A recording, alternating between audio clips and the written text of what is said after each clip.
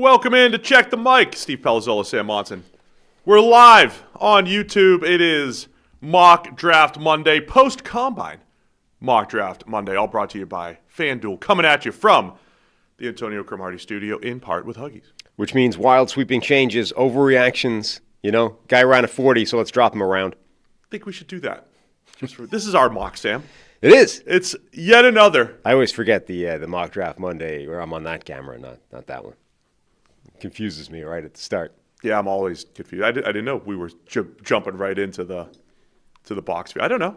I mean, I knew that from the last time that I made that mistake, and I didn't learn. So here we are. So not coachable. We will overreact. We will react to the combine. I think we talked about last night. We had our combine review, our instant reaction. People are saying we're buffering. What's going on here? We having some issues? Oh no. I got disconnected from the internet this morning on my phone. Maybe better not be having internet issues. That would be unideal. If you haven't seen it, last night we did have our combine reaction show. Reacted to all of the workouts, all the news, everything coming out of there. Today, though, we'll put that into action. Yeah, we're getting a report that we have rough studio internet. So let's see if this needs to be restarted or not. Yeah, it's looking okay, I think, on my There's stream. enough people reacting to this. So, anyway, we will see what happens when we get word here. Refresh the video is what the suggestion in the chat is. I think that happened before, right, where we buffered and once people had refreshed, it was then just refresh. Everybody refresh the video. Everybody hit refresh F5. the video. Control F5. It doesn't. Is that what the thing is? It's one of them. F4 or F5. I always mix them up. Anyway, you ready to get into this? Yeah.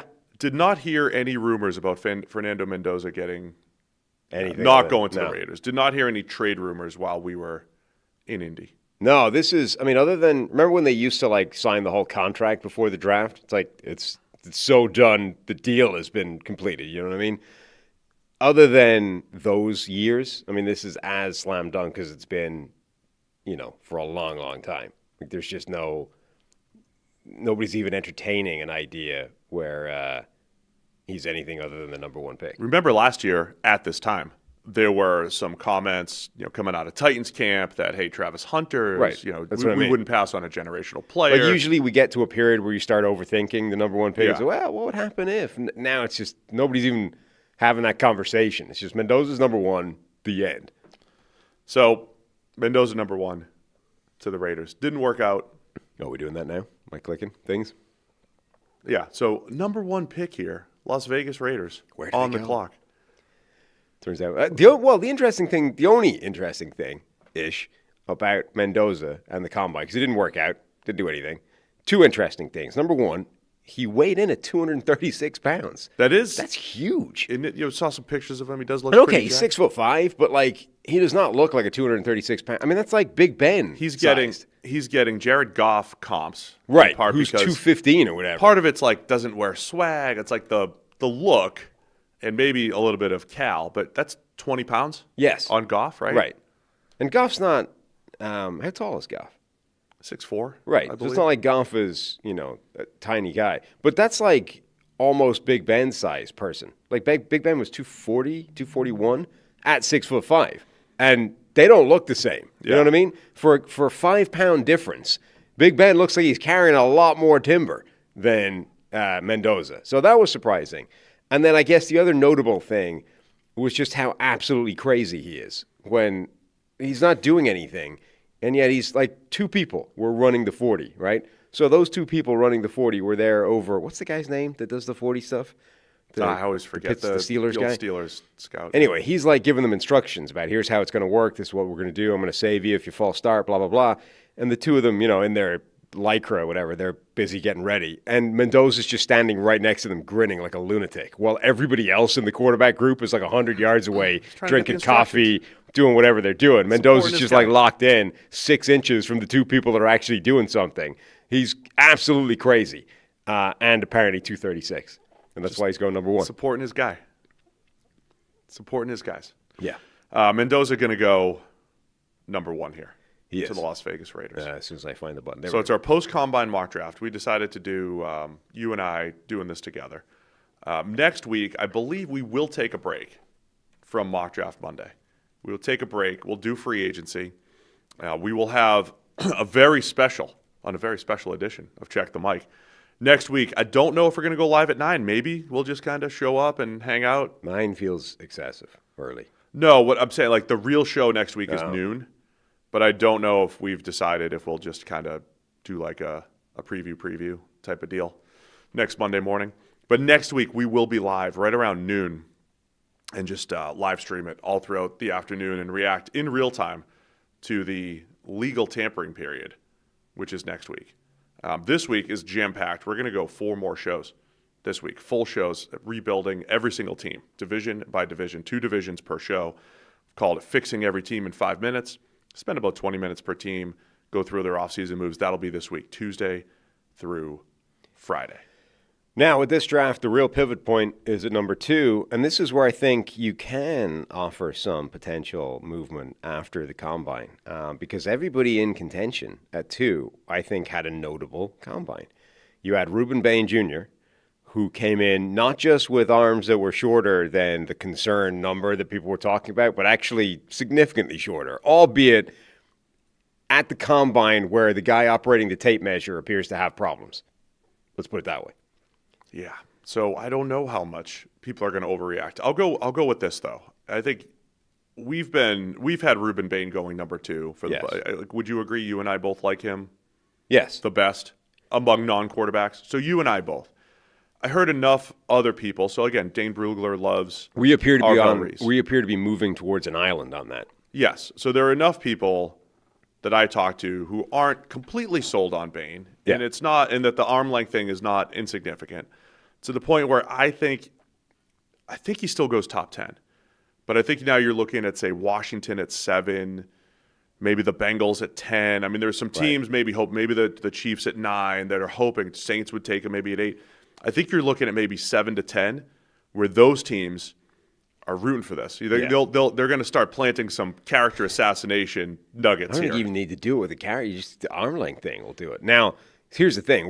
He will almost certainly have his arm length remeasured at his pro day. And I would at the moment bet 3 to 4 figures on that number going up at his pro day. Yeah. Just the way that the combine has been the last couple of years. We talked about this a fair amount on our show yesterday, the Combine Reaction Show. So if you want to hear, I believe it's on audio and video, YouTube. So if you want to hear us talk about the arm length gate at the combine, go listen to that. But the basic gist is, for the last couple of years, the numbers at the combine have been shorter than they are at both the Senior Bowl and pro days, fairly consistently. So Ruben Bain Jr. and Cassius Howell in particular, who came up with crazy short arms relative to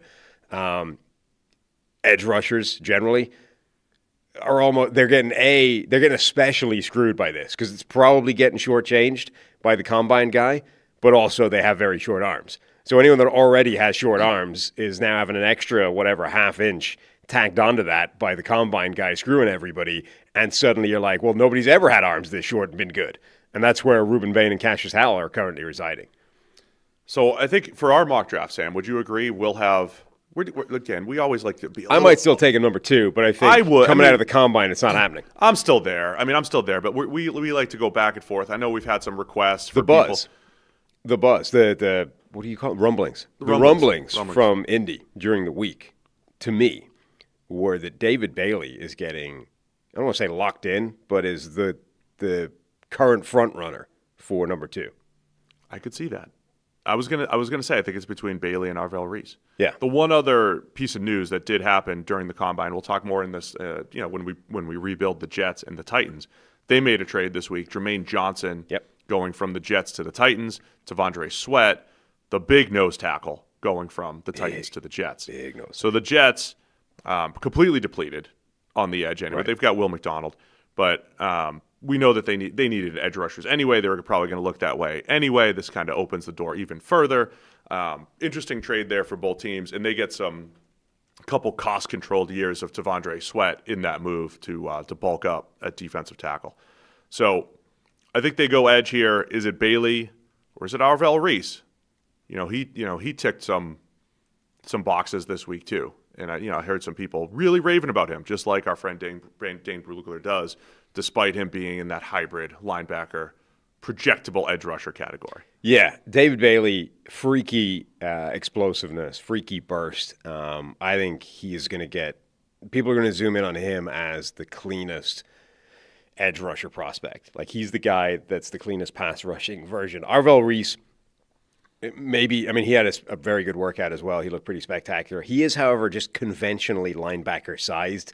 Whether or not you're going to project him as an off-the-ball linebacker or an edge or a genuine hybrid, he's a linebacker in size. Despite being a power player. Right. But so it's unusual. Like, David Bailey is just the cleanest edge rusher. Like, Ruben Bain has T-Rex arms, apparently. Arvell Reese he may be an edge rusher in terms of skill set and ability, but he is just a linebacker shape, right? And that's going to upset some people. Meanwhile, David Bailey is just a genuine edge rusher, and he's skewed towards pass rushing more than anything else. Again, in this draft where everybody's got some kind of wart, I think you're going to look at these three and say the least confusing of them is David Bailey. All right, you want to go Bailey here at 2? Yeah. And we've had him going to Tennessee at 4. If they'll have a decision here on Bain. We'll see. David Bailey going number 2 to the New York Jets. So we got Mendoza 1, Bailey number 2. Puts the Arizona Cardinals up on the clock with pick 3. Do they go Arvell Reese? They could go Arvell Reese. Is this the first spot where Sonny Styles is a legitimate option? So we talked about this on the Combine show last night. I think that's the first, call it overreaction, call it reaction, whatever you want. I think Styles having an elite workout combined with him being a good player. Yes. Right? We already knew he was a good player. Right. Talked about going in the top 10. You add the elite athleticism, and you can parse this any way you want. We already knew that. Scouts knew this. People knew. It matters when you tick that box and you're like the length, the size, the movement skills, and I really think he's put himself in contention to now be the first non-premium position player picked over his teammate Caleb Downs. Right or wrong? The Bengals at 10 must be thrilled that Downs didn't work out. It's like, okay, well, let's see. Let's see if he loses a little bit of juice. Let's see if he loses a little bit of luster here and can fall. Other teams as well. But, yeah, I think Sonny Styles has a chance to be. And, look, I saw some people saying he should be an edge rusher. And if you just looked at just because of his size. Just because the size, the length, and the workout numbers. I reiterate a million times when we talk Arvell Reese, who's an actual linebacker turned edge, it's not that easy. It's not as simple as like size speed is a box to tick for guys that actually rush the passer. If anybody knows that, it's the Cardinals who have done it repeatedly in the last 10 years with multiple players. Like, let's take a linebacker, Zaven Collins and Hassan Let's Reddick. try and make him an edge rusher because he's that shape, size, or the other way around. Like, they should know better than anybody. Admittedly, different coaching staffs, et cetera, and in fact, different front offices, but. Still, institutionally, the Cardinals have messed with that about as much as anybody in the last 10 years, and it hasn't usually gone well for them. Now, I don't know their current edge rush situation. They have Josh Sweat, they just paid a lot of money to last offseason. Baron Browning still there, Jordan Birch, Zaven Collins, and Collins heading into the last year of his deal. He was a possible cut/trade candidate, I believe. Maybe not cut, but maybe a trade candidate. I'm a Zaven Collins fan. They're not loaded enough that they wouldn't go that route. And they're okay at linebacker, but they're not loaded enough that they wouldn't go that route for either Sonny Styles or for Arvell Reese. So I guess if you're debating those two players, you're saying, okay, what do we want? A linebacker hybrid that could rush the passer like Arvell Reese? Do we want Sonny Styles, more of a pure linebacker? And then the other question is, okay, they've been locked in for a lot of mock drafts at tackle. Yeah. They have a right tackle need. Jonah Williams is a free agent, and they could have a plug-and-play tackle if there's one that they like. Yeah, they could go any defensive position, really. Like, there's no spot where you could be like, they can't use this player. If they've decided that any of these defensive playmakers, whether it's linebacker, it's Sonny Styles, whether it's hybrid with Arvell Reese, defensive line with either the top defense tackle or Ruben Bain, or even, I mean, if they really love one of the corners, you could say the top corner of the board or Caleb Downs. Like, literally any position on defense, you could still add to that defense, and it's not a problem. Or, the other obvious spot being, can you take one of the tackles this high? And that would be the question. You've got Francis Maui Noah, who didn't work out, right? And then The other thing is the absolute hype train forming behind Monroe Freeling is working. We're talking top 10 people already. Now, once you're talking top 10, how much of a reach is it to get him at number 3 overall? People were asking, like, is this year's version of Armand Membu? Remember this time a year ago, Membu was like fringe first round, moving up boards, and then it's like actually he's going to go in the middle of the first round, then he's going to go top 10, then it's like he ended up 8, was it? I'll give you other examples. Paris Johnson was the same guy for the Cardinals. They would have taken him at 3, but they traded down, took him at 6. Mike McGlinchey, when he came out, he was in every mock in the mid-teens, and then he goes 9 to the San Francisco 49ers. Jack Conklin was a guy back in the day for the Tennessee Titans. I almost said the Bills because I think I mocked him to the Bills in every mock draft that year. But he goes to the Titans at 8, I believe it was, and he was going to go. That's what happens with tackles. I mean, generally, yeah, as a general rule of thumb, the tackles go higher than you think they will based off how good you think they are. So as much as we don't, in abstract terms, I don't think anyone really believes any of the tackles are worth the number 3 overall pick in this draft. It's absolutely not beyond the realms of possibility that the Cardinals would take one here. And by the way, I'm not necessarily sold on Monroe Freeling as a player. I don't know if I would take him. Right. But I had him pegged for our mock. I could see him at 6 to the Browns. I don't know if we'll take him here for the Cardinals. Browns at 6 would be in play. Honestly, the Giants at 5 could be in play there if they want a right tackle opposite Andrew Thomas. So I think he is in play here. And the other part is Spencer Fano being the arm length issue. I mean, he's down at just over 32-inch arms. Fano, I believe they kept saying, yeah. I think they were saying Fano, weren't they? Fano? I don't know. I thought I heard Fano. Yesterday was a revelation for some pronunciations. We learned a lot of names. We've been way off on one or two. Apparently. We'll correct him going forward. So Fano, does he go? How high does he go? Because we had talked about him being in the top 10. He's probably, if that arm length is legit, that's 32, just over 30, 32 and an eighth. I mean, he's forget Will Campbell, forget the Ruben Bay. Like, he's out of tackle discussions here, but he moves well and could be a great guard. But he's also his wingspan is actually pretty solid. Like, he's in this weird spot where suddenly he's being kicked inside to center and guard based off his arm length, but his wingspan is something like 3.5 inches bigger than Will Campbell's. And Will Campbell had the shortest wingspan of anybody measured for like a decade, but it's so his arms, and again, he's another guy that I'm sure is going to rock up to his pro day and his arms are going to be half an inch longer than they were at the combine or whatever. So you basically got to put a pin in anybody with short arms at the moment and see if they actually clear your threshold by the time we're all said and done with this measurement stuff. But and this is like Renner's favorite stat at the moment is wingspan. His wingspan is significantly better than A, Will Campbell, and B, some other players. But also his, stats, whether it's pressure rate allowed, overall grade, these kinds of things, like he stacks up well for tackles.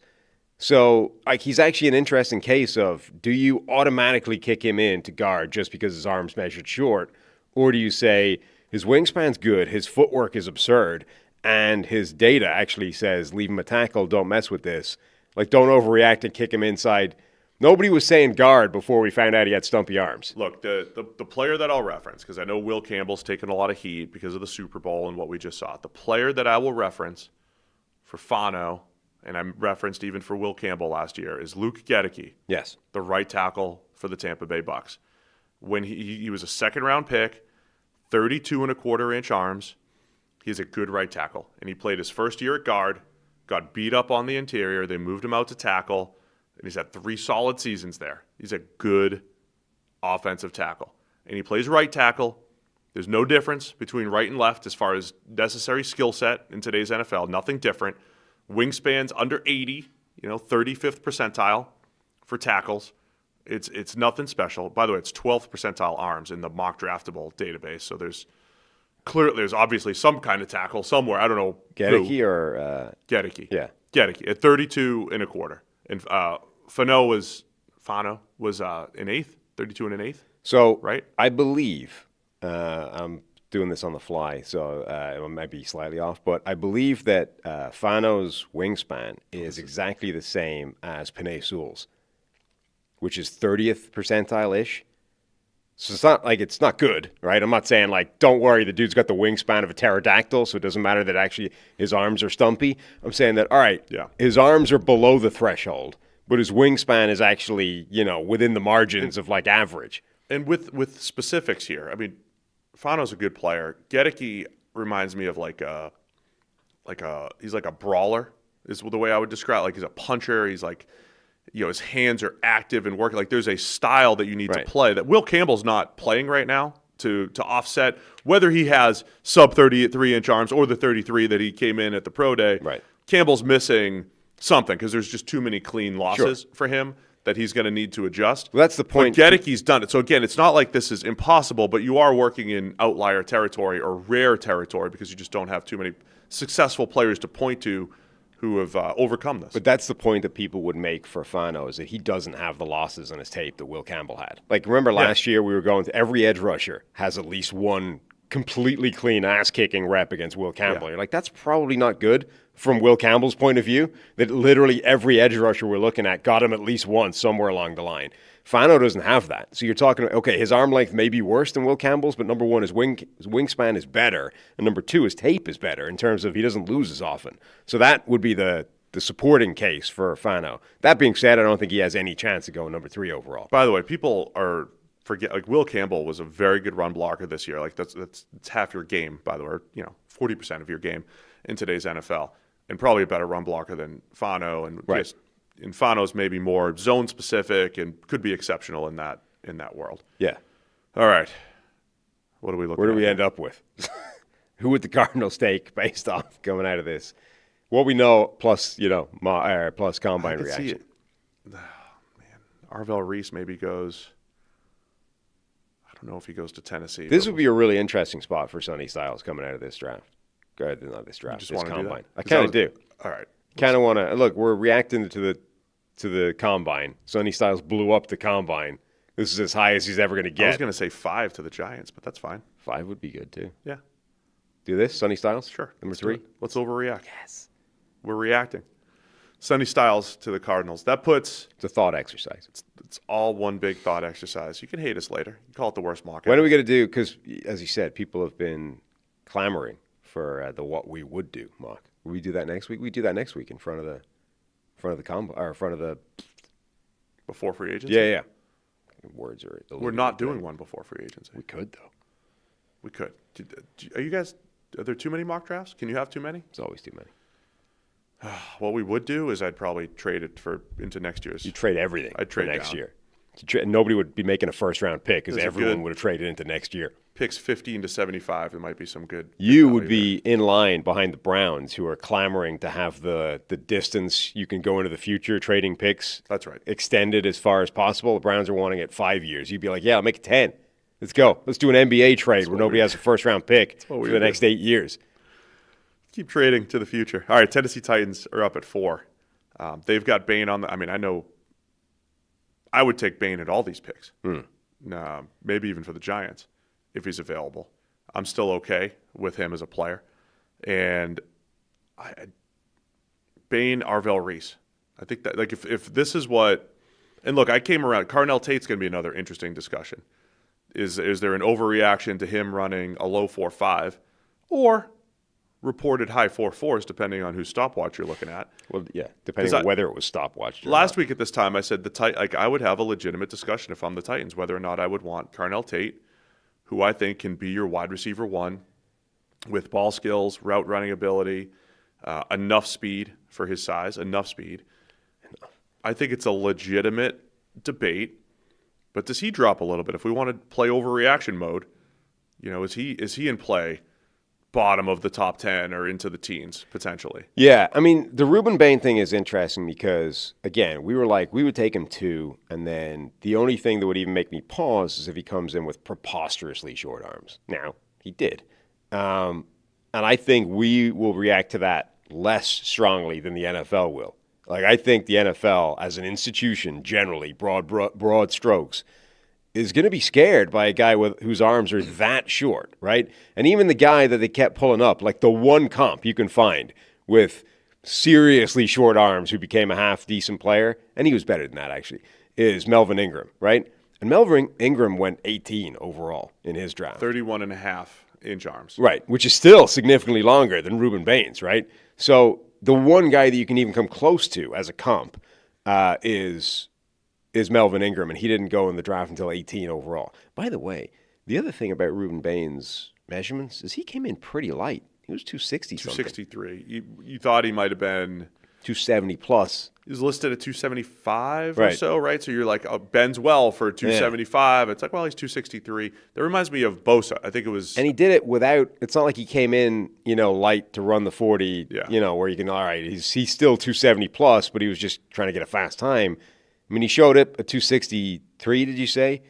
Without doing the workouts. That's not, I mean, he might just be 263. So now he's just short and stumpy. I think that reminds me of Joey Bosa. I think he was listed at like 275, 280. Felt like he was listed as like a power edge, and he came in a mid 263, 264, something like that, and then ran fine. And it was like he's lighter than expected because Bosa, when he came out, you got the same like, maybe he could kick inside against guards, and he was never really that size, right? Even though he was listed that high, so that might change a little bit too. So my overall point is, I think the NFL is going to sour on Ruben Bain if they weren't already, just because we're starting to put together too many things that would be outliers. We're making a point here that Bain's going to we're just for the thought exercise coming out of this combine. We'll make a point that he's going to drop and might be in play. And part of this is like if our box looked the same every time, then you don't have like Washington at 7, Saints at 8, Chiefs at 9. They might have a legitimate debate. Like we did this with Shedeur last year. We said we kept putting him at 2 because that was the expectation. We said, how about for this mock, we'll just let him drop and let the Steelers decide at 21. Let's just see how it plays out. So I think for this, we should let this play out and see, and then debate it for Washington, the Saints, the Chiefs, the teams that could take him bottom half of the top 10. That leaves Arvell Reese, and then the other rumors that the Titans absolutely love Jeremiah. I can't. There's no way. Jeremiah can't go top 5. He just can't. It's too high. I agree. Like, even if you say their offensive line is in good enough shape for him to make the impact, I just think we've reached a point where you can't draft a running back in the top 5, not because he can't make the impact, but because the cost saving is not enough. Here's what you're going to hear. I am generally a best player available advocate, that broad brush term, advocate of that. That doesn't literally mean whoever you think is the best football player needs to be the draft pick. There needs to be some level of positional value involved. And even though I don't want to draft for need, I think you have to put somewhat closer players. Like if you have Jeremiah Love, he's the best football player in the draft. I don't think you literally have to take him, especially if you have edge and wide receiver needs if you're the Titans. Now, the Giants at 5, who were also had some rumblings that, hey, they just want this workhorse back, even though they've got the great Cam Scatterbo and Tyrone Tracy. A perfect 1-2 punch once Scatterbo is healthy. And by the way, if you're in the chat saying this is definitely happening, this is the perfect time. Nothing definitely happens in March. But it might. And you can email checkthemic@the33rdteam.com. We will start taking our draft bets. You cannot be in our chat telling us something's definitely happening without putting your name to it. I mean, you can, but it's better if you put your name to it. You tell us what's happening. Put the date. Say March 2nd, 2026. I said Jeremiah Love is absolutely going to the Titans. I will put some coffee on the line in exchange for some merch. Get your Check the Mic merch if you get it right.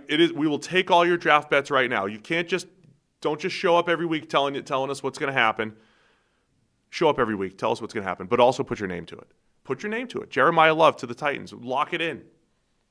Hashtag vault me. I'm just saying. Started hashtag vault me over a decade ago. You can't have been following football for more than like a year to be able to confidently, declaratively state anything in March is definitely going to happen or definitely will not happen. I'm just saying the email line's open.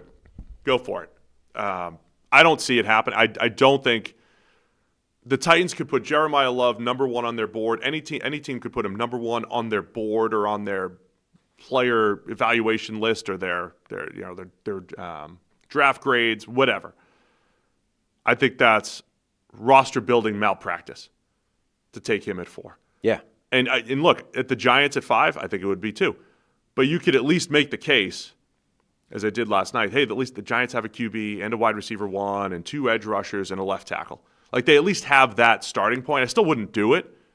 The Titans have an edge 2 in Jermaine Johnson. They don't have a wide receiver 1. They're fine at tackle for now. But they need premium positions. Yeah. In Tennessee. I think this is, I think by far the most likely pick at this spot would be Arvell Reese. I don't think Jermaine Johnson takes the... No, they're different types of players anyway, even if you're saying Jermaine Johnson's made a significant difference to this team. He's not long-term contracted. Like, that's not necessarily a long-term solution for them anyway. It's just a shuffling of the pieces. Let's see what this guy has. But, he might be there for 1 year and then they move on. So even if you like what Jermaine Johnson brings, it's not a reason to stop you drafting an edge rusher. And I think for the one question for Saleh here, he's taken undersized edge rushers with Will McDonald before. I could see him wanting more of the burst and power that Arvell Reese brings to the table. Maybe not because we talked like Bain's not the bursty get-off guy. He's also... David Bailey is. I think Bailey would be perfect for the Titans here at 4, but he's off the board. Saleh's also someone that understands the value of an off-the-ball linebacker as well. Like, I wonder if you would take Arvell Reese and just play him off the ball and, maybe deploy him as a blitzer or whatever, but, be comfortable with him and his value as an off-the-ball linebacker as opposed to, I got to use this guy as an edge rusher. Either way, I think Arvell Reese is the pick.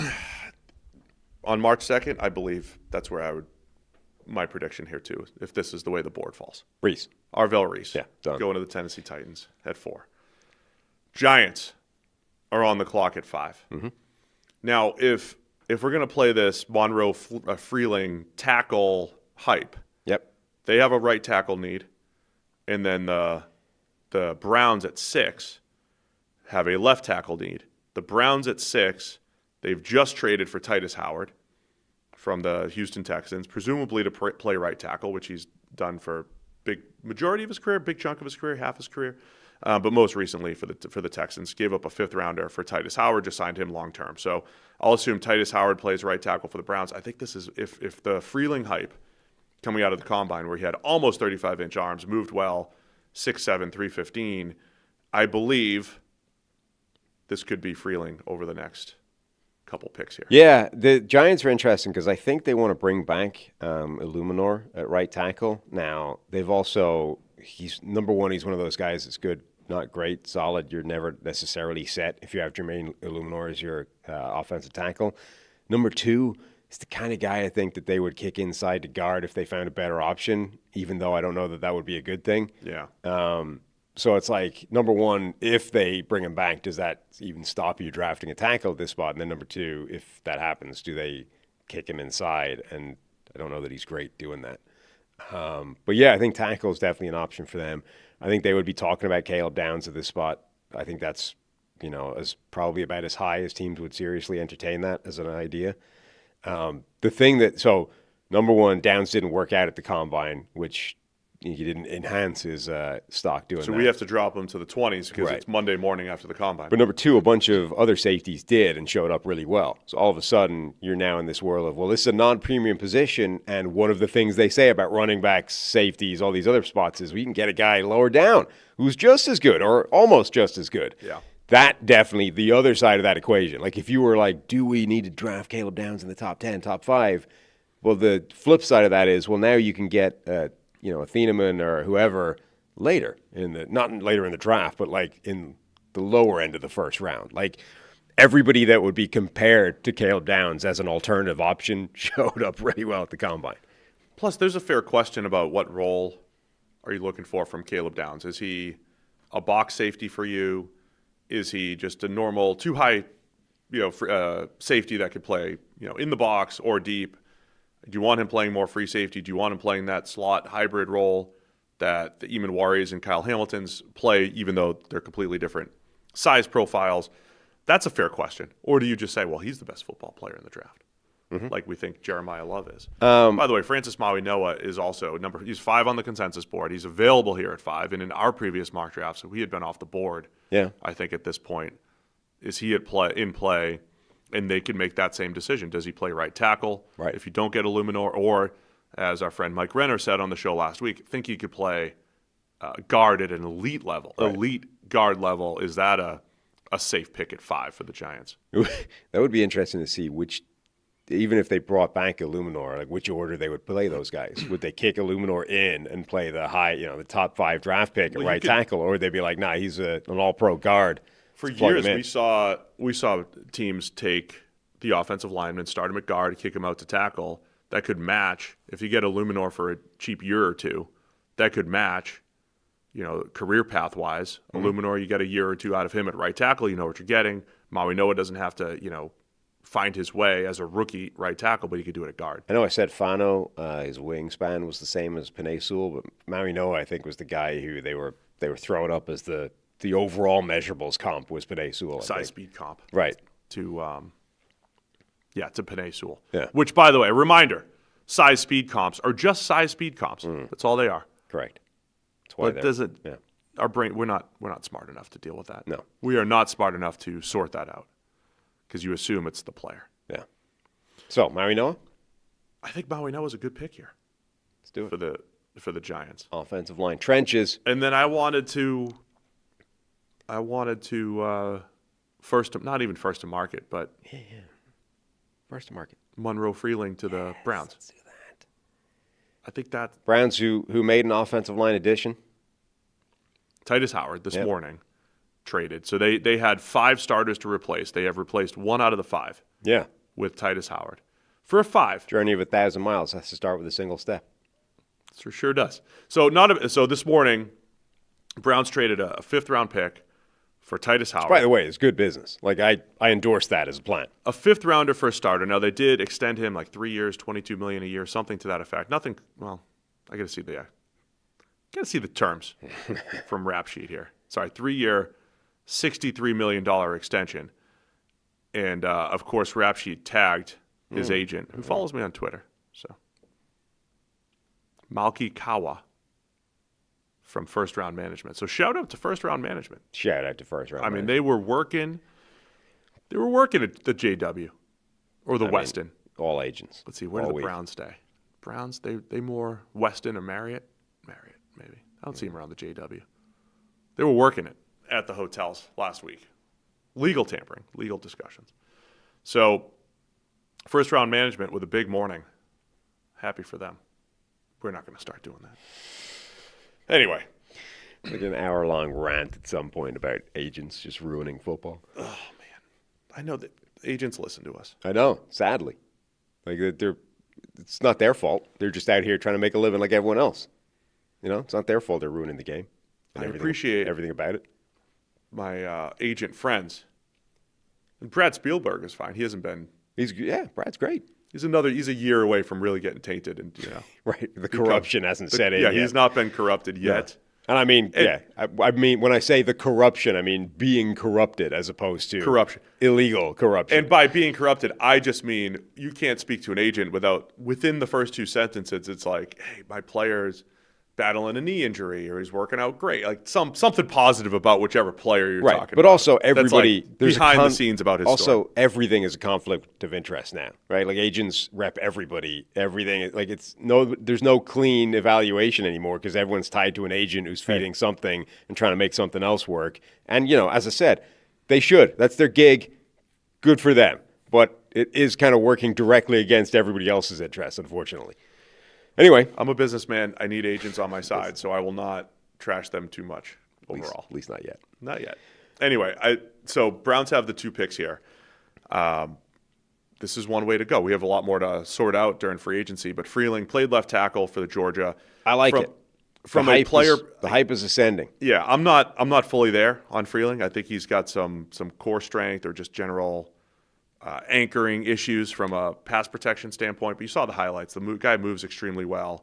My only caveat to this is projectable type of body and athleticism, and that might take a couple of years. It does take a couple of years for a lot of offensive linemen, though. I saw somebody maybe in our chat last night say, is he like Eric Fisher? Yeah. Which isn't the worst comp. Like, guy that wasn't ready to play right away. Even though he wasn't. And you're not going to hear that. You don't want to hear this if you're picking him, but like by year 4 or 5, he was there. So it's like it took him, the course of the rookie especially contract. Unfortunate for Fisher because he was drafted number 1 overall. But by the time you got to his second contract, he was a good player. And I say this all the time. Reminder, like even Titus Howard, who was just traded for, his first 3 years were not good in the NFL. Took him till year 4 or 5.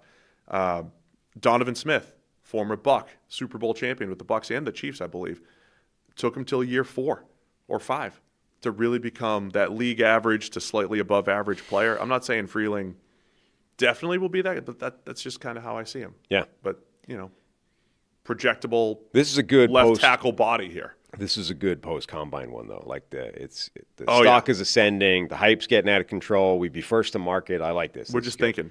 We're just exercising our thoughts. I'm already clicking. It's done. Exercise your thoughts. It's done. Brain exercise. So back-to-back tackles there. Maui Noah at 5 to the Giants. And remember, Freeling the tackles always go higher than you think they will. Always go higher. So when does Fano go? Well, he might not be a tackle. Fano or Fano. So I think Commanders are up at 7. Mm-hmm. And honestly, if I'm the Commanders, Saints, Chiefs here, these 3 in a row, I'm kind of thrilled by the way this is happening because I'm a Ruben Bain fan and I'm a Carnell Tate fan. And if I'm in these next 3 teams, could use either of those 2 guys. Caleb Downs is still on the board as well. This is interesting. If the teams really do overreact here, if they really do overreact to some of these workouts and everything, do the teams at the back end of the top 10 right here mop up?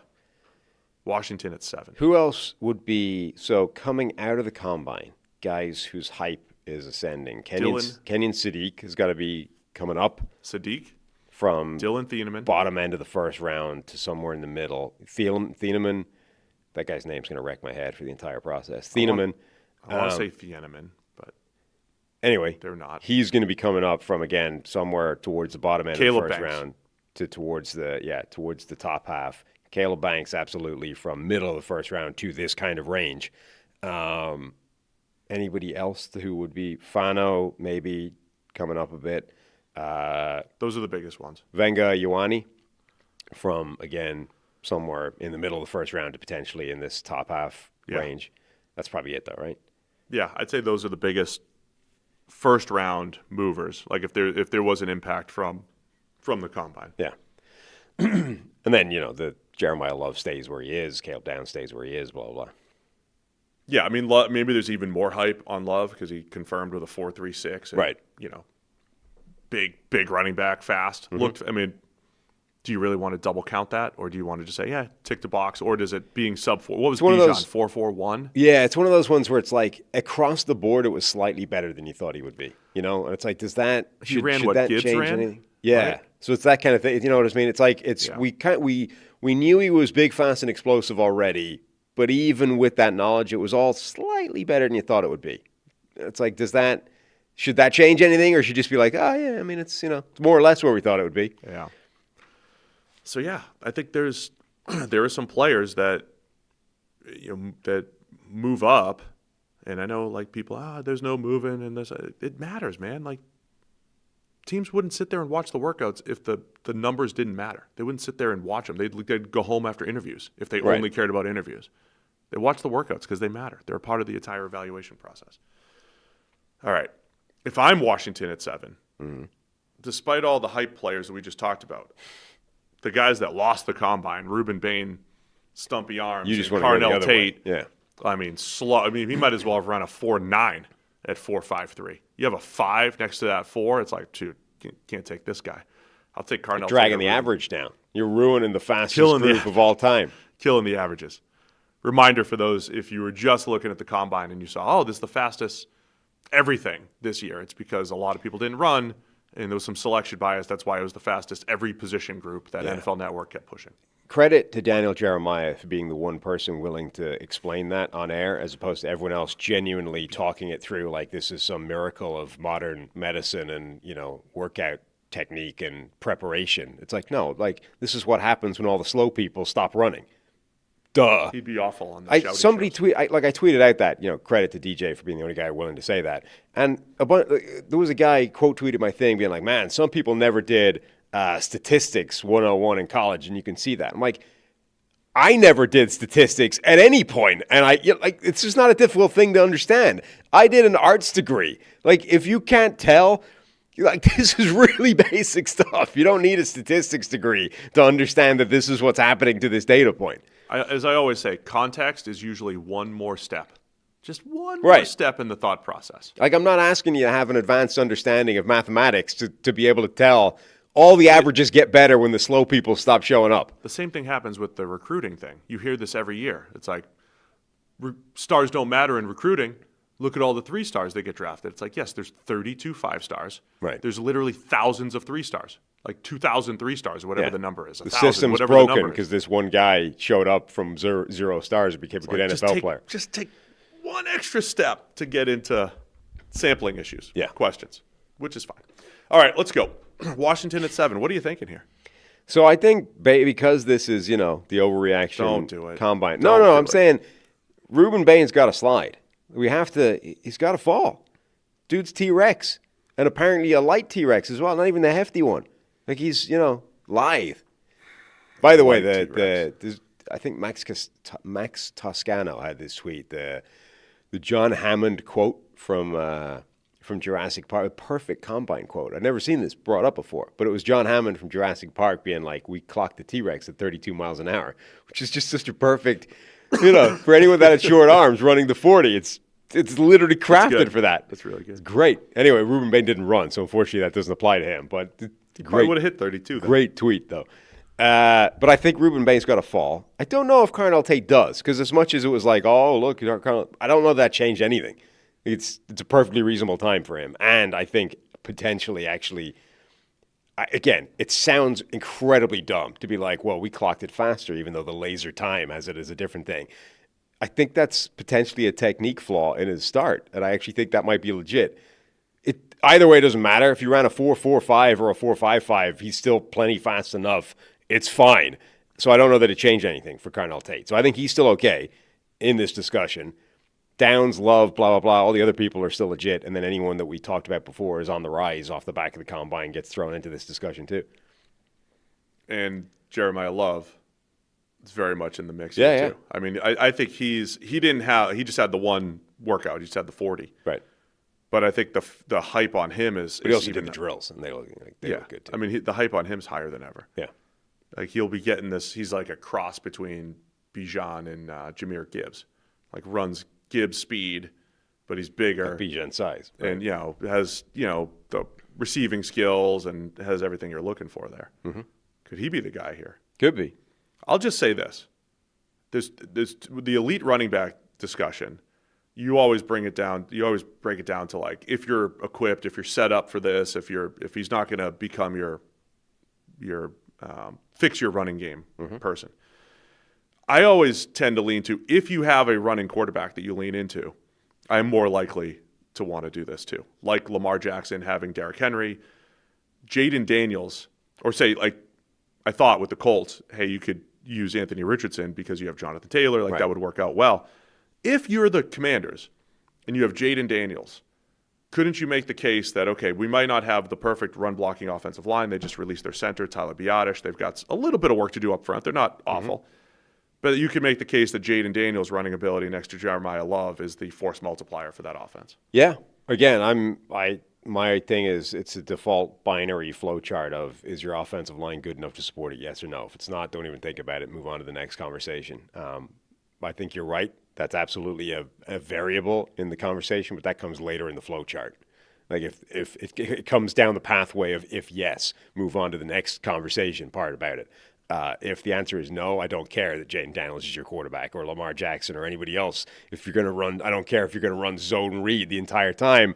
Doesn't matter. If your offensive line is cheeks, don't do it.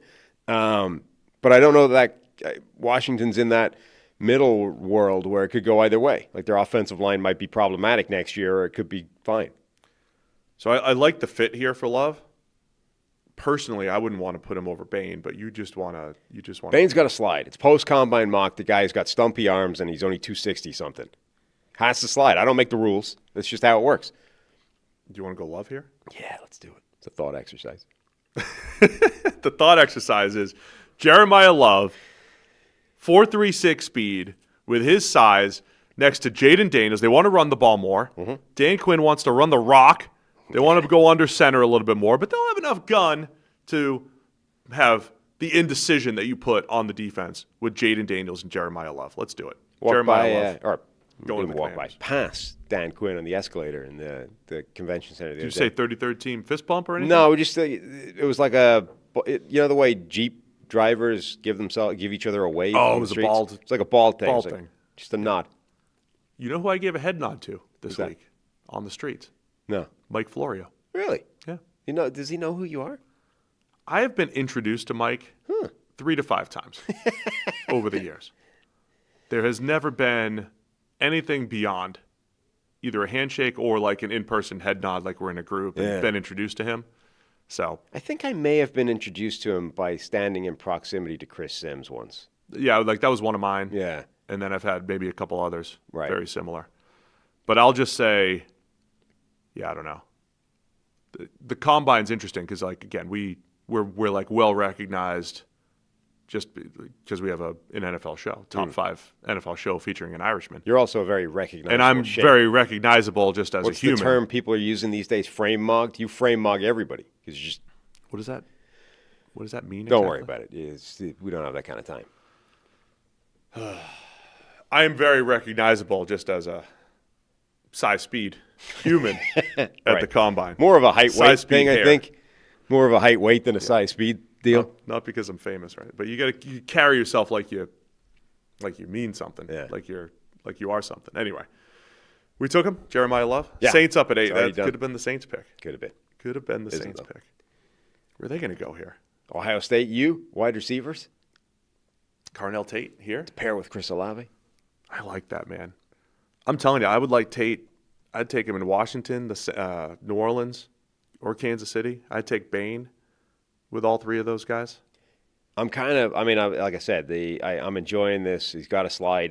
This is what happens post-combine if you show up with T-Rex arms. And Bain's going to 263. Cincinnati at 10 then. I'm That's the starting to slide. like, just now that I'm looking at the order, I'm starting to like Ruben Bain's slide being halted by the Kansas City Chiefs at 9.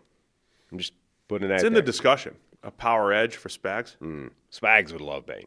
Love him. I'm going to tell you what I'm going to do with the Chiefs. Okay. In a second, though. Do you like Tate for the Saints?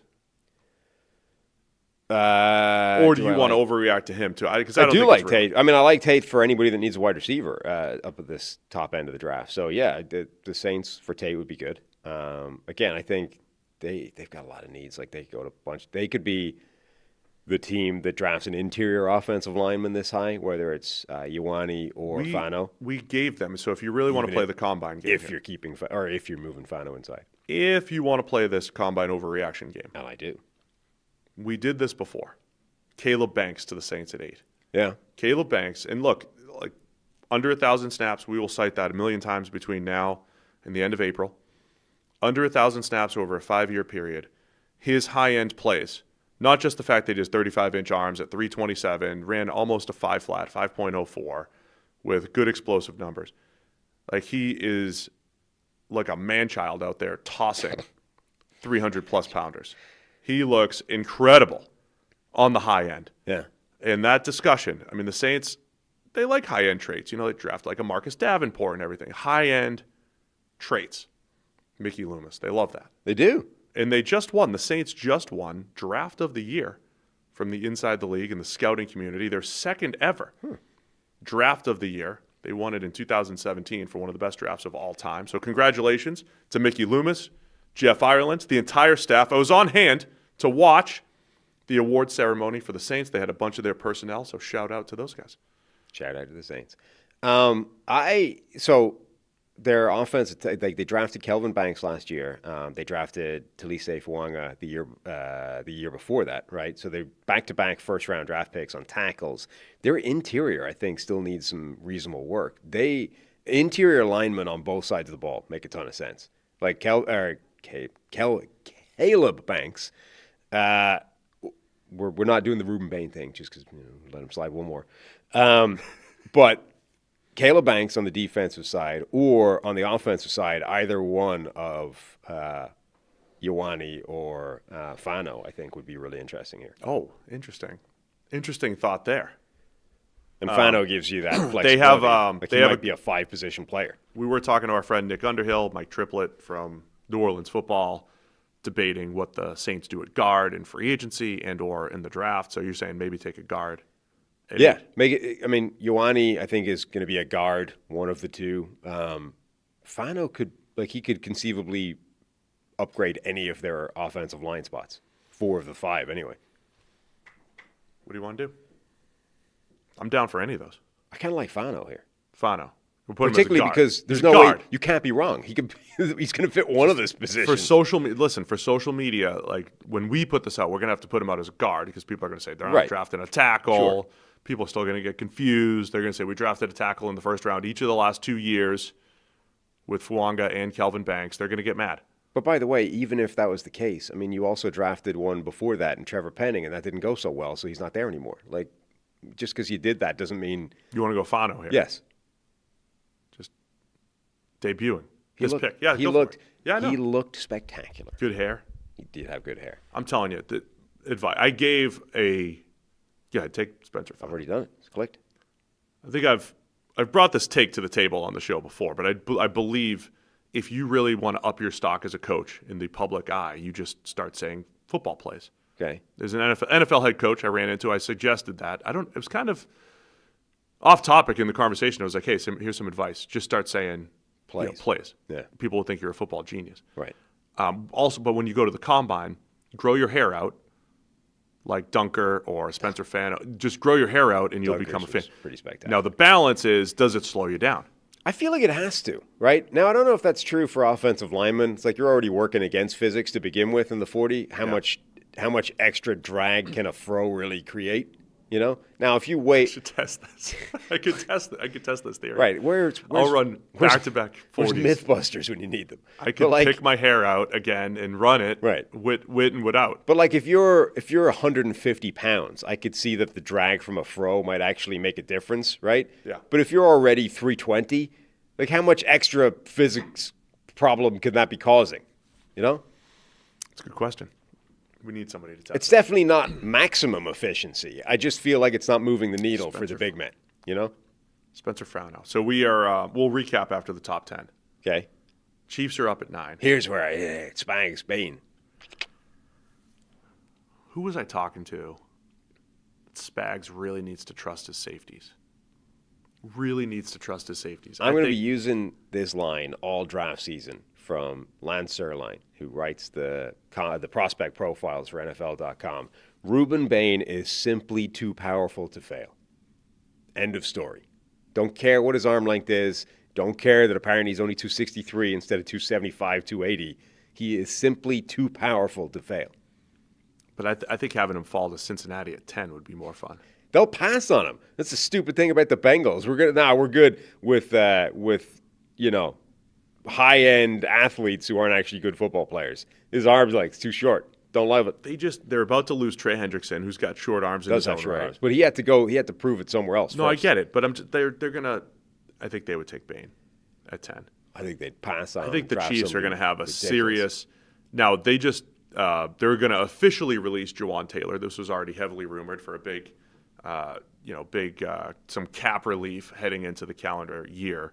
So all of a sudden they're sitting there. Do they have a tackle need? Not technically. They have Jalen Moore that could play there. They've got Josh Simmons at left tackle. But that does open up some long-term possibilities if the right tackle were available here. If Maui Noah had fallen or if Monroe Freeling was here, maybe they'd be in the Caden Proctor. Like they could be in the mix for a tackle now. Right. I really think the teams at these picks, it's you feel less confident about some of the picks at 3, 4, 5, and all of a sudden it's back end of the top 10 and into the teens, you might get some good football players here. Yeah.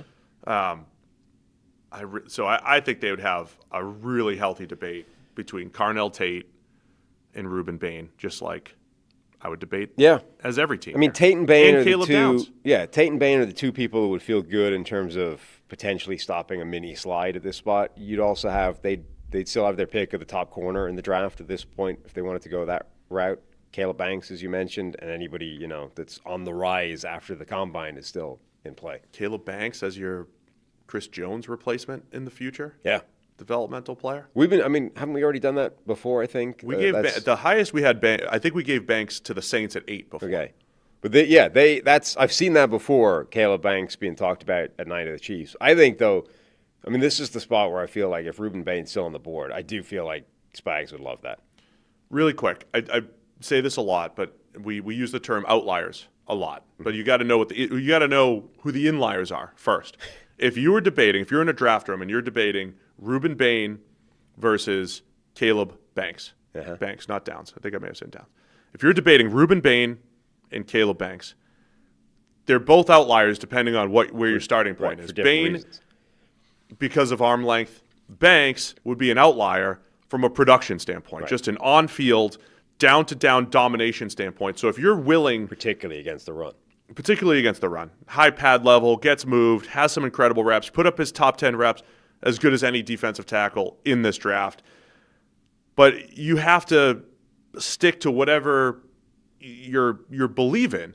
So you could say, look, Banks is good luck finding another 327-pounder who is explosive as him, as strong as him, and has the high-end potential as him. But also good luck finding the actual production that Ruben Bain brought to the table. Well, it becomes... Right? So it depends on what your starting point is before you say, well, Bain's an outlier. I would argue Caleb Banks is a production outlier. Yeah. The question becomes which is the more likely thing to happen, that the substandard football player becomes a better player because he's a great athlete at the next level, or the guy who's a dominant football player suddenly ceases to become a dominant football player because it turns out he's got stubby arms. Like which one of those things is more likely to happen at the next level? My argument would be the more likely thing to happen is that the good football player remains the good football player, even though his arms are quite short. So what do you want to do? I want to go Ruben Bain. Fine, do it. I think Spags would love that. Ruining the Bengals pick here. The Bengals will find a way to ruin their own pick. Really quick, when I see Nick Court or Corty from Over the Cap talking about the Browns having 3 fifth-rounders before they traded for Titus Howard. Mm-hmm. And we mentioned this the offseason when I talk about Andrew Berry doing a pretty good job outside of the most important decision. Yeah. The fact that they have 3 fifth-rounders, so one of the 3 is being traded to Houston. They have their own. They have a 5 from trading Joe Flacco to the Bengals and from trading Kenny Pickett to the Raiders. Those were the little moves I was saying during the season that Andrew Berry was making, like stealing 5th-round picks, which now net you an established starting offensive lineman. Now, is it good that you need 5 starting offensive linemen? No. But the fact that you could steal one for a 5 is a good thing. Definitely. Just even if it's not that pick, right? But even if you just framed it like they effectively flipped Joe Flacco or Kenny Pickett, right? Who are 2 quarterbacks that serve no more purpose for the team. Pickett was literally getting dumped off the roster, and Flacco, his job had been done, right? You started sacrificially for a month, and then they were turning it over to the rookies. So either guy was effectively useless to them now. You've basically turned one of those useless quarterbacks into a starting offensive lineman for you. That's good. So that's what I'm saying. Like there's probably a strategy in picking up some players that you know are going to be tradable, even for a late pick, and that's what Flacco and Pickett ended up becoming. Mm-hmm. All right, Bengals are up at 10 here. Yep. Do they go Caleb Downs here? Where do you think Downs' floor is? Because I've been thinking for the early part of this process, I've been assuming that his floor is Cincinnati here. But actually, I don't know if that's true. Dallas, maybe? 12. Like how far, what's the furthest he could conceivably fall before somebody's like, this is crazy, we got to draft him?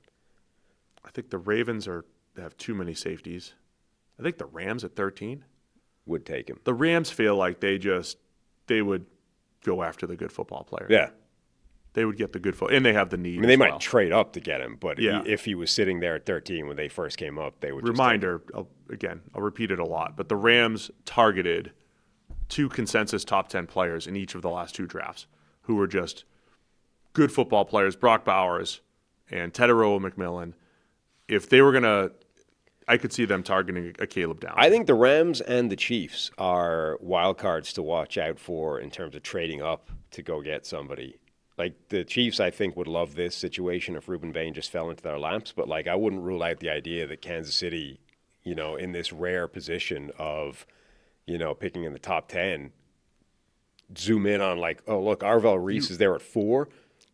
How much would it cost to go from 9 to 4? You say that, but I have loved. I love the position picks 7 through 10. Sure. I think they're in a great spot. But they're like just on the touching distance of whatever passes for a blue chip player in this draft. True. Right? I'm just saying, whoever the last guy on that list is of a blue chip that's available at 4 or 5, wouldn't rule out the idea that Kansas City's like, how much would it cost to go get him? Like, we're never going to see a guy like that in our draft spot. What about the Jets at 2? The Jets have shown under Moosh, they have shown that they're going to take this long-term approach. Yeah. Even just trading Jermaine Johnson for Tavondre Sweat with 2 more years of Sweat under contract, they'll take this long-term approach. I think they would absolutely trade 2. Yes. Now, if I were them, I'd trade out of that in a heartbeat. In this draft, yeah. Maybe it's less valuable because it's for a non-quarterback. But if you're the Jets, I don't think you need to get this massive haul, like whatever the Giants were offering for Drake May a couple years ago, right? To go from 6 to 3 or 6 to 3. It doesn't have to be a massive haul. It's not for a quarterback. The Jets could be like, look, we're going to get somebody good at 7, 9. Like the Saints trade up from 8. Yeah. To go get a David Bailey or something. Yeah, I think it's just about conceivable for a David Bailey because he's the one kind of clean prospect, if you like. Like Bain's got the arm length thing. Arvell Reese is a projection as a dual position player. David Bailey's the one guy where like he's just an explosive elite pass rushing edge rusher. Like I want that. And if you want that in this draft, you got to go way down to find the next guy that you feel fits those boxes as well. All right. Just make Bengals fans happy here with Caleb Downs. Right? I was going to say, what would make them happy? Downs?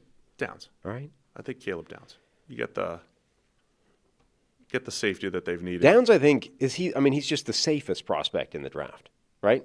Whether or not he's the best, I feel like he's the safest. What does safe mean to you? Like you just know that the floor is high, you're going to get a good The worst he can be is a very solid NFL player. Yeah.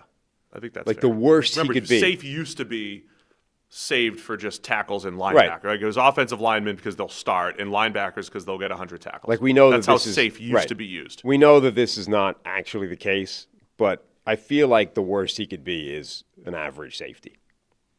You ever want to go to the NBA pretty Finals? High floor. NBA Finals. You got a chance to go to the NBA Finals, courtesy of FanDuel. All you have to do is use your profit boost on an NBA future, and you'll be entered for a shot to win an NBA Finals trip for 2. NBA Futures lets you lock in your pick for who you think will go all the way, whether it's a team to win the championship or a conference title. Visit FanDuel.com/3030 to get started. Play your game with FanDuel, official sports betting partner of the NBA. Must be 21 plus and present in select states. For Kansas in affiliation with Kansas Star Casino or 18 plus and present in D.C., Kentucky, or Wyoming. No purchase necessary. Limit 1 entry for Profit Boost token only. Opt-in required. Must apply at Profit Boost token on select market. Restrictions apply. See full terms, including methods of entry at sportsbook.fanduel.com. Gambling problem? Call 1-800-GAMBLER or visit fanduel.com/RG. Call 1-888-789-7777 or visit ccpg.org/Giant Connecticut or visit mdgamblinghelp.org in Maryland. Hope is here.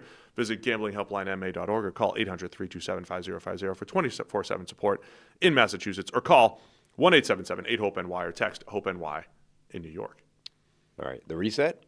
Reset it, man. Top 10 is in. Number 1, the Raiders go Fernando Mendoza, quarterback out of Indiana. Number 2, the New York Jets go David Bailey, edge rusher from Texas Tech. Number 3, the Arizona Cardinals overreact to the combine and select Sonny Styles, linebacker from Ohio State. Number 4, the Tennessee Titans also grab linebacker from Ohio State, Arvell Reese, edge rusher, linebacker.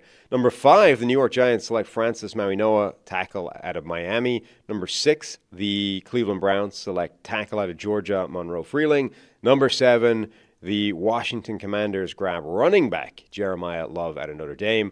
Number 8, the New Orleans Saints select offensive lineman, Spencer Fano out of Utah. Number 9, the Kansas City Chiefs, Spags, really, selects Reuben Bain Jr., edge rusher out of Miami. And then number 10, the Cincinnati Bengals select Caleb Downs, the safest player in the draft, safety from Ohio State. Beautiful. Well done. Good reset. So that puts the Dolphins up at 11. Yes, it does. The top player on the consensus board is still Carnell Tate at 7. Yep. Followed by Jordan Tyson at 11. So a couple wide receivers. We don't have a receiver off the board yet. So we have overreacted in favor of the big boys. The offensive and defensive linemen really stealing the show in our top 10 here. The only sort of overreaction coming out of the combine in terms of wide receivers, I think you would make would be Mekhi Lemon, whose stock seems to have slipped. So you're already starting with, is he more than a slot? That usual discussion that we bring to the table. Yep. Can he play more than the slot? We had a great talk with Renner last week on our offensive prospect breakdowns.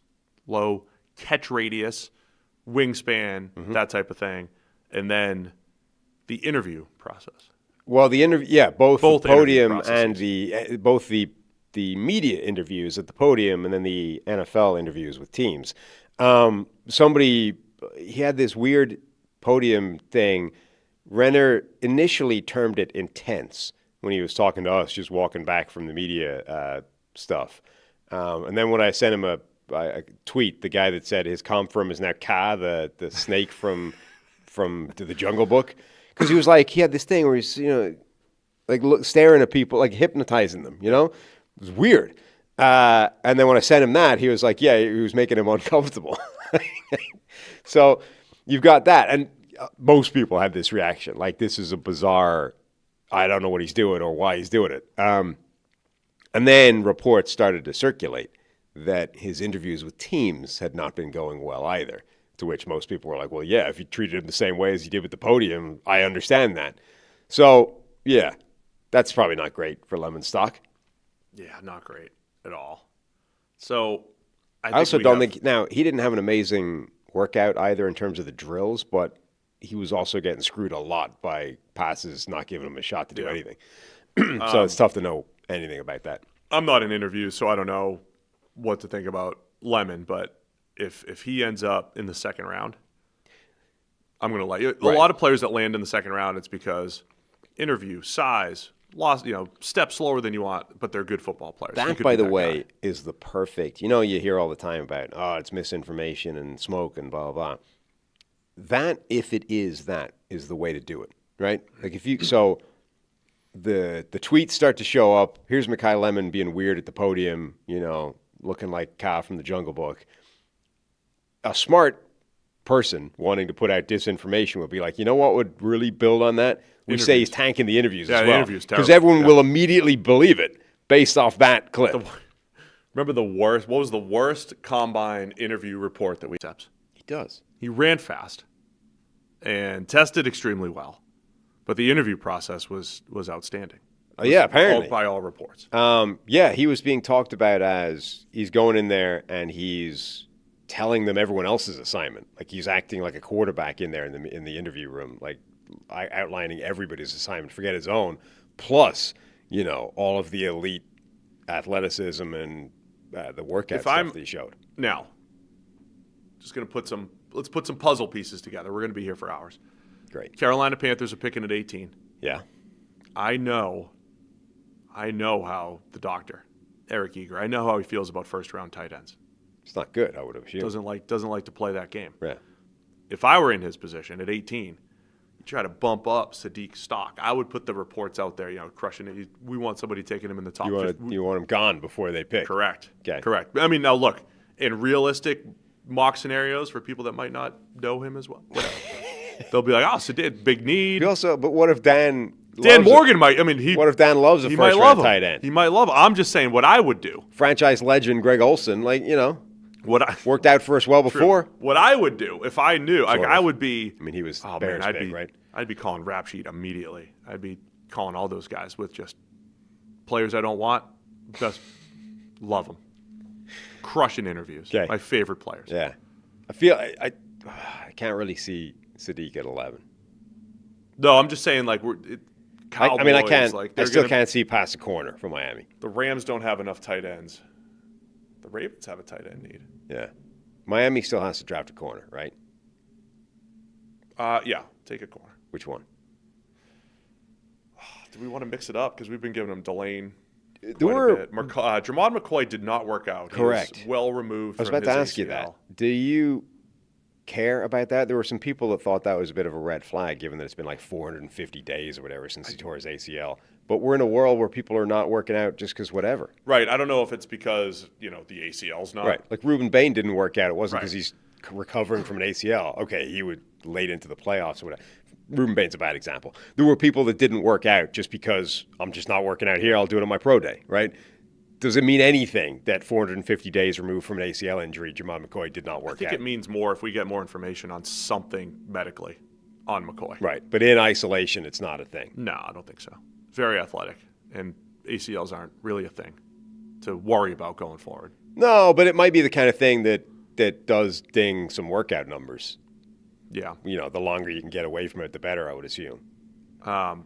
Miami, whole new regime, coming from the Packers. Now, that's the one thing I would say. The Packers, you can't always just project, well, in Green Right. Bay, they kind of neglected corner these last couple of years. Therefore, John Eric Sullivan's going to as well as the new Dolphins general manager. But if you do want to try to go the Green Bay route, they didn't draft a first-round receiver for a long time, right, until Golden last year. Yep. They like to generally get the big boys. I don't think they're afraid to take guards in the first round. Took Jordan Morgan in the first round a couple years ago, more as a guard than a tackle, but could play both. Well, that's what I'm wondering. Do they go back to they had Jonah Savinier last year, really struggled. Yeah. Got a little bit better down the stretch, but he was kind of awful. Venga Ioane would be. I always, and this might not matter either, but I'm always interested in like the new regime's first pick. Yeah. Like, what's the tone-setting first pick for the new regime? And I do wonder if it's more in the trenches. I think that's the weakness, both sides of the ball, for the Miami Dolphins. So is it a guard? Is it, defensive line? I don't know if there's a good pick here on the D-line. That makes sense. The only thing I could see preventing you drafting a corner would be an offensive lineman.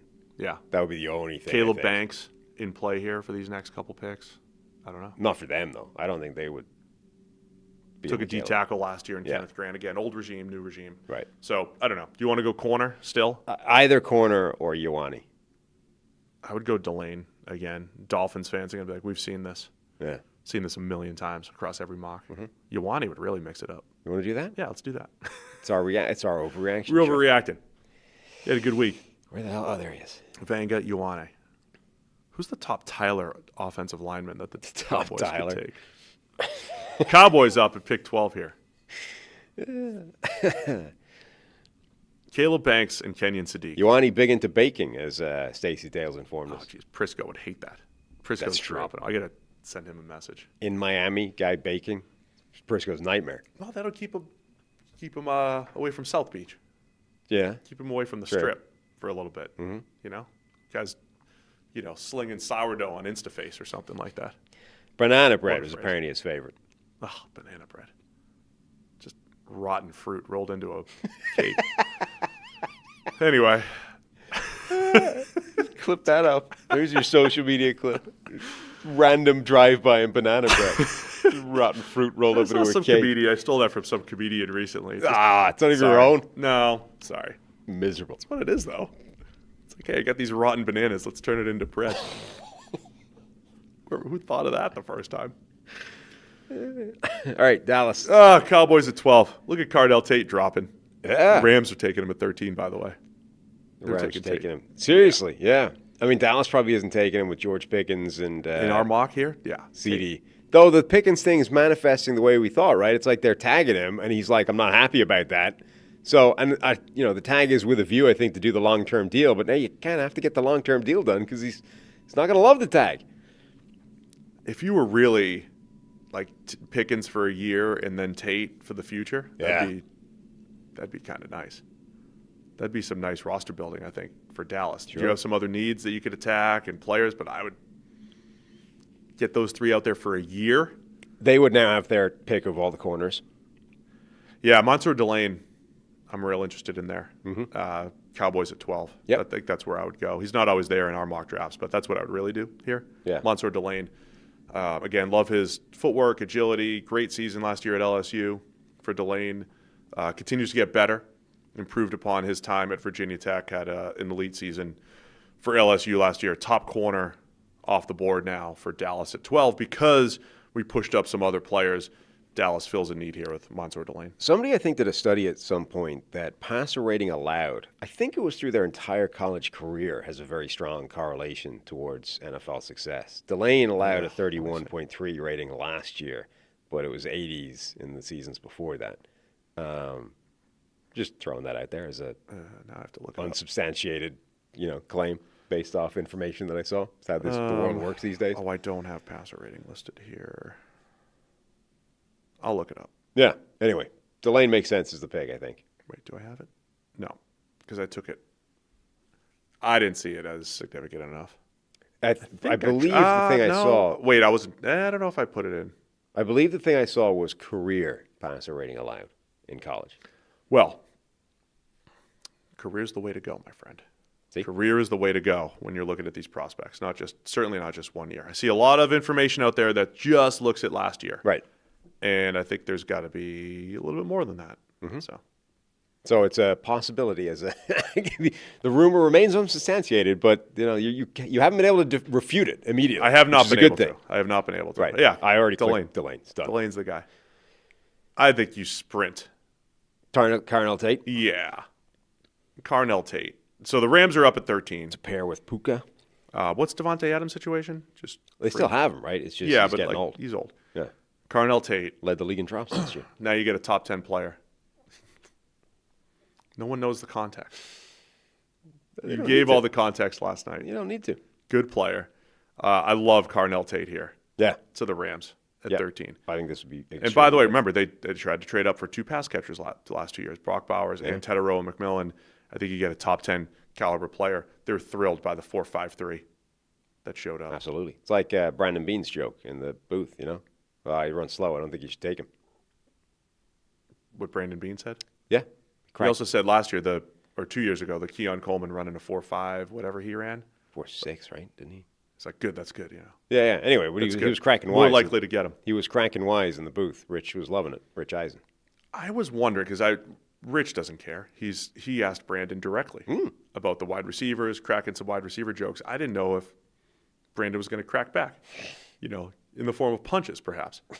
Didn't know how Brandon was going to react in the booth with Rich Eisen. You do wonder just how triggerable he is, with a crack about a wide receiver. That's what I mean. Rams absolutely need a wide receiver. Yeah. Chat. I mean, they don't. It's not like a desperate need, but it's not like they can't win without. But they absolutely could use one. Especially like Adams. He had drops, yes, but like outside of the red zone, he was okay. He's visibly not the same player that he was, right? Like he's absolutely on the downslope of his career. He's aged well. So even if you get another very good year out of him, right? Even if you get another very good year out of him, Tate is immediately your number 3 in that offense. With the number 2 aging his way out of the NFL, like of course that's a solid. So for 1 year, spot. You're going to trot Devontae Adams, Puka Nacua, and Carnell Tate out there. He becomes the best trio in the NFL. Puka's about to break the bank from a new contract standpoint. Yep. Devontae's off the books next year, and then you have the rookie contract Carnell Tate. Yeah. To supplement or to complement Puka Nacua.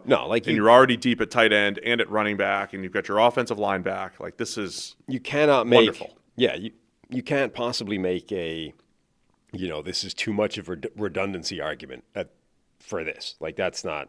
There are players at positions in the first round that you could construct that argument with, I think, but this is not one of them. All right, who's up? Ravens. Yep. At pick 14 here. Where are the Ravens going to go? They don't feel like a team that – I wanted to push Caleb Banks up. Bucks could actually be in play at 15 for Banks. They lose Logan Hall this offseason. Yeah. They already have – you got Vita Vea. You have Kalijah Cansey. But I wonder if they would use Banks. They still use kind of like that old-school 3-man front. Like they're still like a 3-4 in name, so we're a pick away. But I think the Ravens would still be in the cornerback market. You've got a a couple of guys there that have not played particularly well the last couple of years. I think they've got Marlon one. Humphrey didn't get released yet, right? But we had him on the projected potential releases. And even if he's still there, candidate, he's struggling at this point. So Jamad McCoy is the top consensus cornerback, and Avion Terrell at 20. Both next up on the consensus board at corner. Yeah. Jamad McCoy could absolutely be in play here. I think so. Cornerback for the Ravens. I think corner is definitely one of the biggest needs that this team has. I think you got one spot that's in good shape. I see the chat saying Matabuike retiring. Was that public news, or did we hear that behind the scenes? Well, it's news to me. Either way. There were rumors that he might be. Most recent news is positive. Drake Holiday's a Ravens fan in the chat here. I think Nate Wiggins is a good corner. Outside of Nate Wiggins, I think they could use an upgrade anywhere. Yeah, I think that's a Ravens-y type move too. Shore that up. I know a lot of people want a linebacker. In our previous mocks, Sonny Styles was available here at 14 and 15. Yep. And a good fit for these teams. I wonder if other linebackers do end up getting pushed up. I think, yeah. I think with their workouts. Yeah. I think you could construct an argument for anybody in the front seven for this team and corner. Now, they have Mark Andrews late in his career. They're losing Isaiah Likely and Charlie Kolar. Assumingly. Yeah, presumably. Well, they're both hitting free agency here. Would right. they go? Assuming they don't bring him back. Would they go Kenyon Sadiq? Could be. This high. That would be in play. Right. And the Ravens aren't against. They've taken safeties. They've taken linebackers high. They've taken two safeties in the last 4 years. And the Isaiah Likely role is exactly where you would plug him in an ideal situation. They've got experience, obviously, doing that for the last few years. It's a natural succession. Remember what I said last year? He's taking backfield reps for me. You got Lamar Jackson flanked by Kenyon Sadiq and Derrick Henry in the gun. Good luck. Right? Yeah. Man, there's a part of me that would love to make that happen. Love to make that happen. Yeah. The edge rushers that we haven't talked about before, Mesidor and Falk, the guys that have to go back-to-back in every draft. Falk was fantastic because there was a video clip of him running the figure eight thing, right? Yeah. Picking up and putting down the towels. And I saw people using the exact same footage to argue the exact opposite things. There were some people that were like, look at this guy, he's so stiff, he can't move. And then other guys were like, this is teach tape. This is exactly how you draw it up. I'm like, well, all right. It's just so fun. Like, people look at these things and see the exact opposite stuff. And somehow that's a step better than the people who are like, here's a clip. What do you see?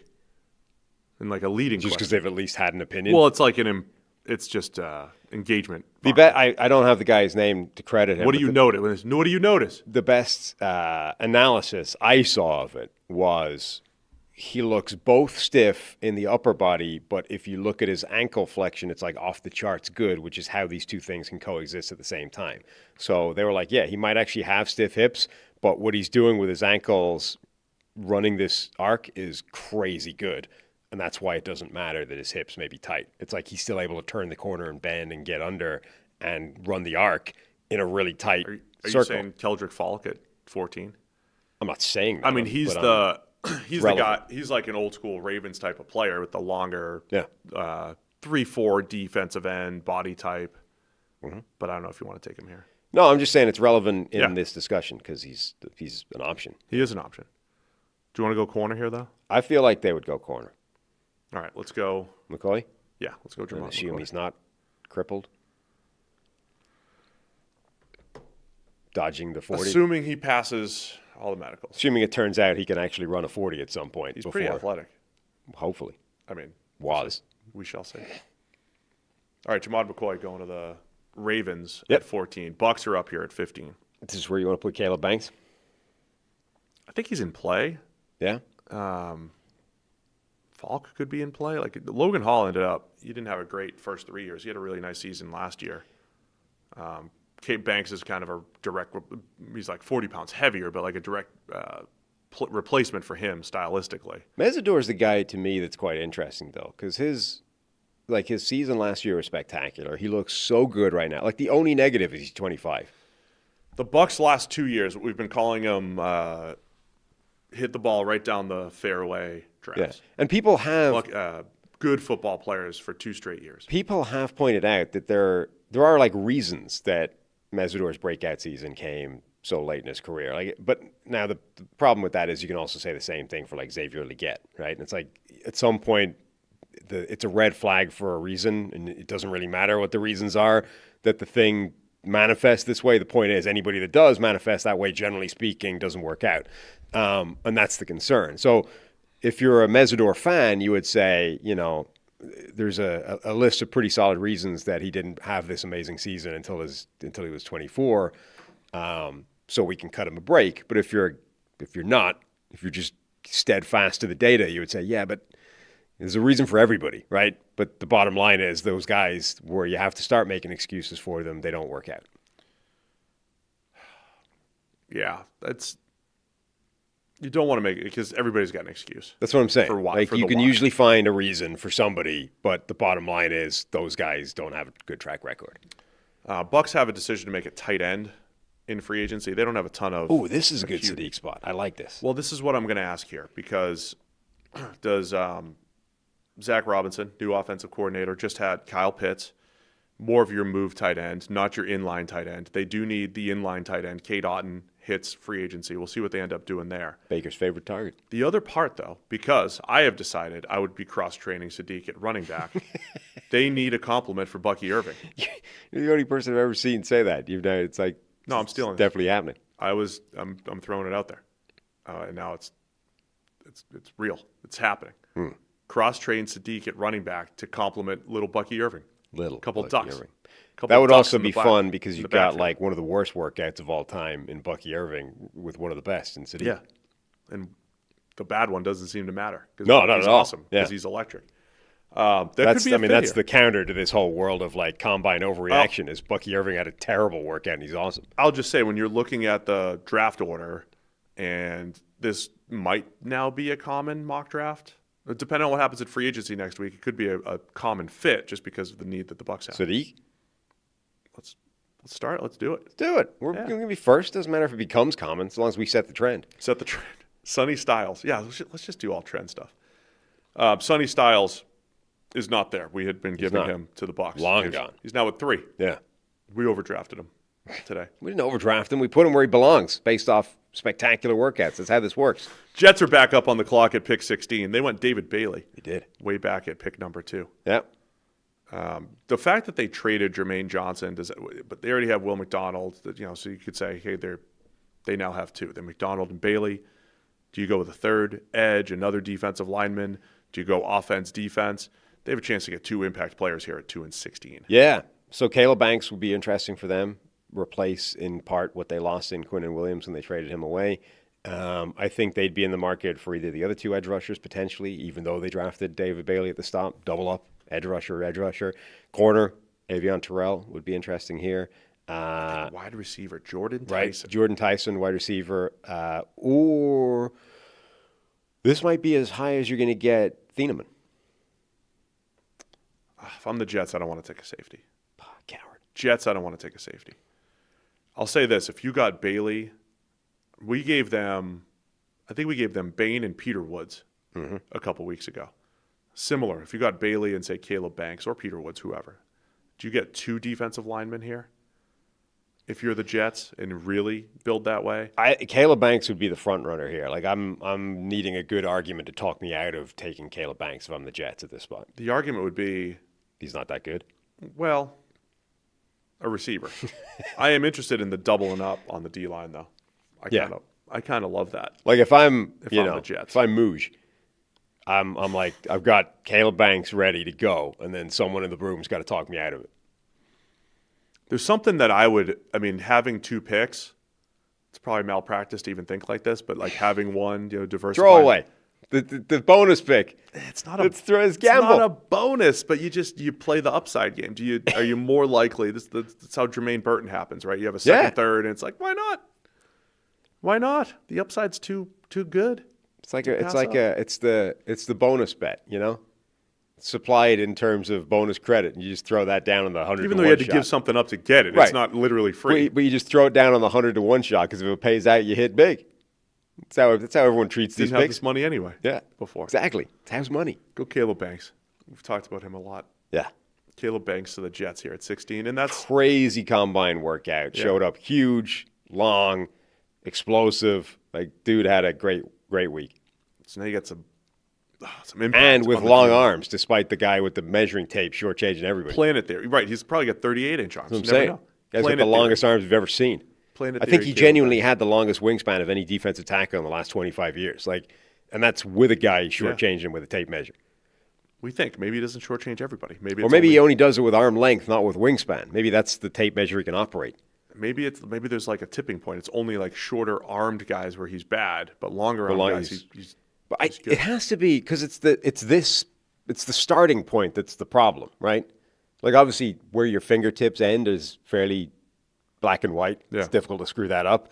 But it's the starting point, which is like the bony part of your shoulder in here, which I can only assume he's having trouble locating. And that's the issue we're dealing with here.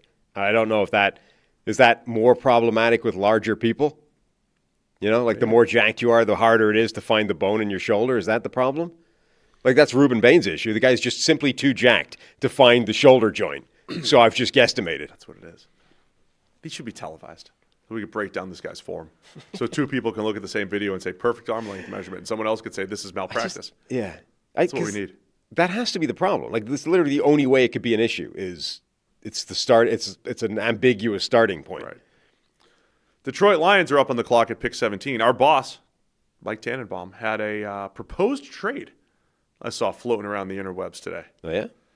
He suggested that the Lions trade for Myles Garrett for 2 first-rounders and Jamison Williams. Your thoughts? Didn't he also have someone else trading for Myles Garrett before? It was Last year, I think. Before they gave him the contract extension, he was having somebody trade Might have been the farm. Lions. Yeah, someone else, though. Yeah. Thought it was an interesting. He thinks they're a pass rusher away from really contending. I mean, just the man's big on trading away Myles Garrett.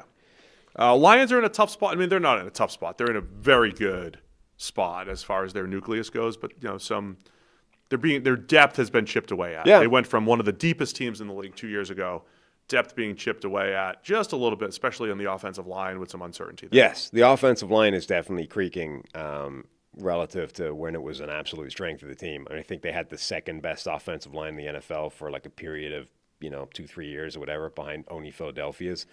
It's not the case anymore, and there are players that are going to retire even beyond now. Taylor Decker at some point he's not a long-term solution for them. I think they need to start thinking about when he's going to go. I think interior offensive line would be a thing, but we've drafted them already, most of them at least. So you're probably not taking them in the first round at this point. Cornerback is still a need, even though they've thrown a lot at that in recent years. Like, Terry and Arnold had a potential legal issue which this is weekend that his representatives have said no. that they've disputed. That's why I It's said all potential. incorrect. Okay. Nothing to it. So I don't want to even react to that, but they took him in the first round 2 years ago, of course. Still have DJ Reed. And he got better last year. I mean, he Yeah. improved. He was a kind of a disaster year one. He improved year two. Still has a way to go, but at least you saw signs of green shoots, et cetera. DJ Reed didn't have the kind of season that he had previously with the Jets, so that didn't necessarily work out. And then Amik Robertson's been their best corner, and he's ideally a nickelback for them. So I think most of the Lions' needs here are in the trenches, which is future-proofing the offensive line. I know they did draft Tate Ratledge last year. He played fine. They have questions at center, unable to really replace Frank Ragnow. Mm-hmm. Questions at left guard, even though they've thrown some resources on the interior offensive line. Future-proofing maybe receiver a little bit, but they're okay. I mean, they're in a good spot in a lot of places. Defensive line is probably the biggest need, though, as far as you're still looking pure for that edge second rushers, guy. more defensive tackles, and the whole thing. You're still looking for the guy opposite Aiden Hutchinson, really. And I think you've got one. Pick your favorite. Do you want the young guy? Who's going to start the either or? Do you like the young guy who we can't decide if he runs a good hoop or not in Keldrick Falk, or do we want the old guy in Mesidor who's really productive last year, but it took him until last year to do it? Or Peter Woods as an interior defensive lineman. The buzz on him seems to have cooled. I know. I still kind of like him.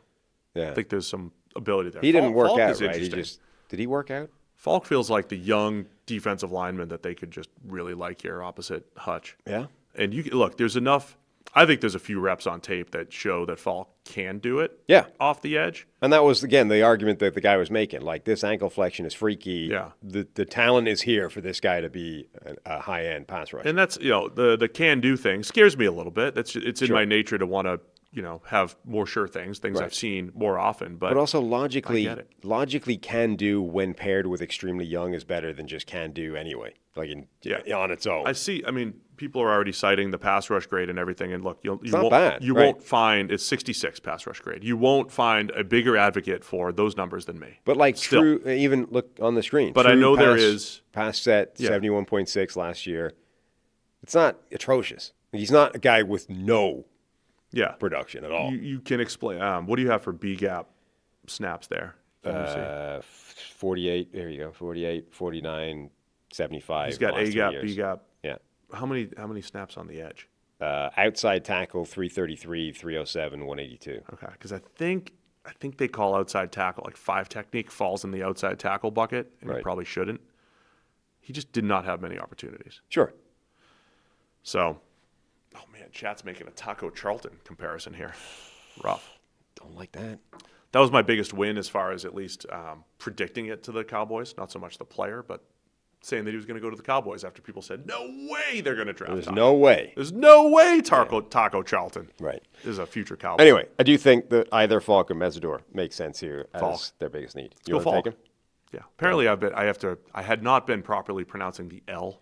Well, people Falk. were saying, that Falk. It brings out the Boston in you. Kedrick Falk. Right. That's bad. So I will overpronounce the L in Keldrick. What was the word that you and Collar were saying I still pronounce Irish? Record? Record. Yeah. Record. Record? Well, I would say it record, but it's record. Record.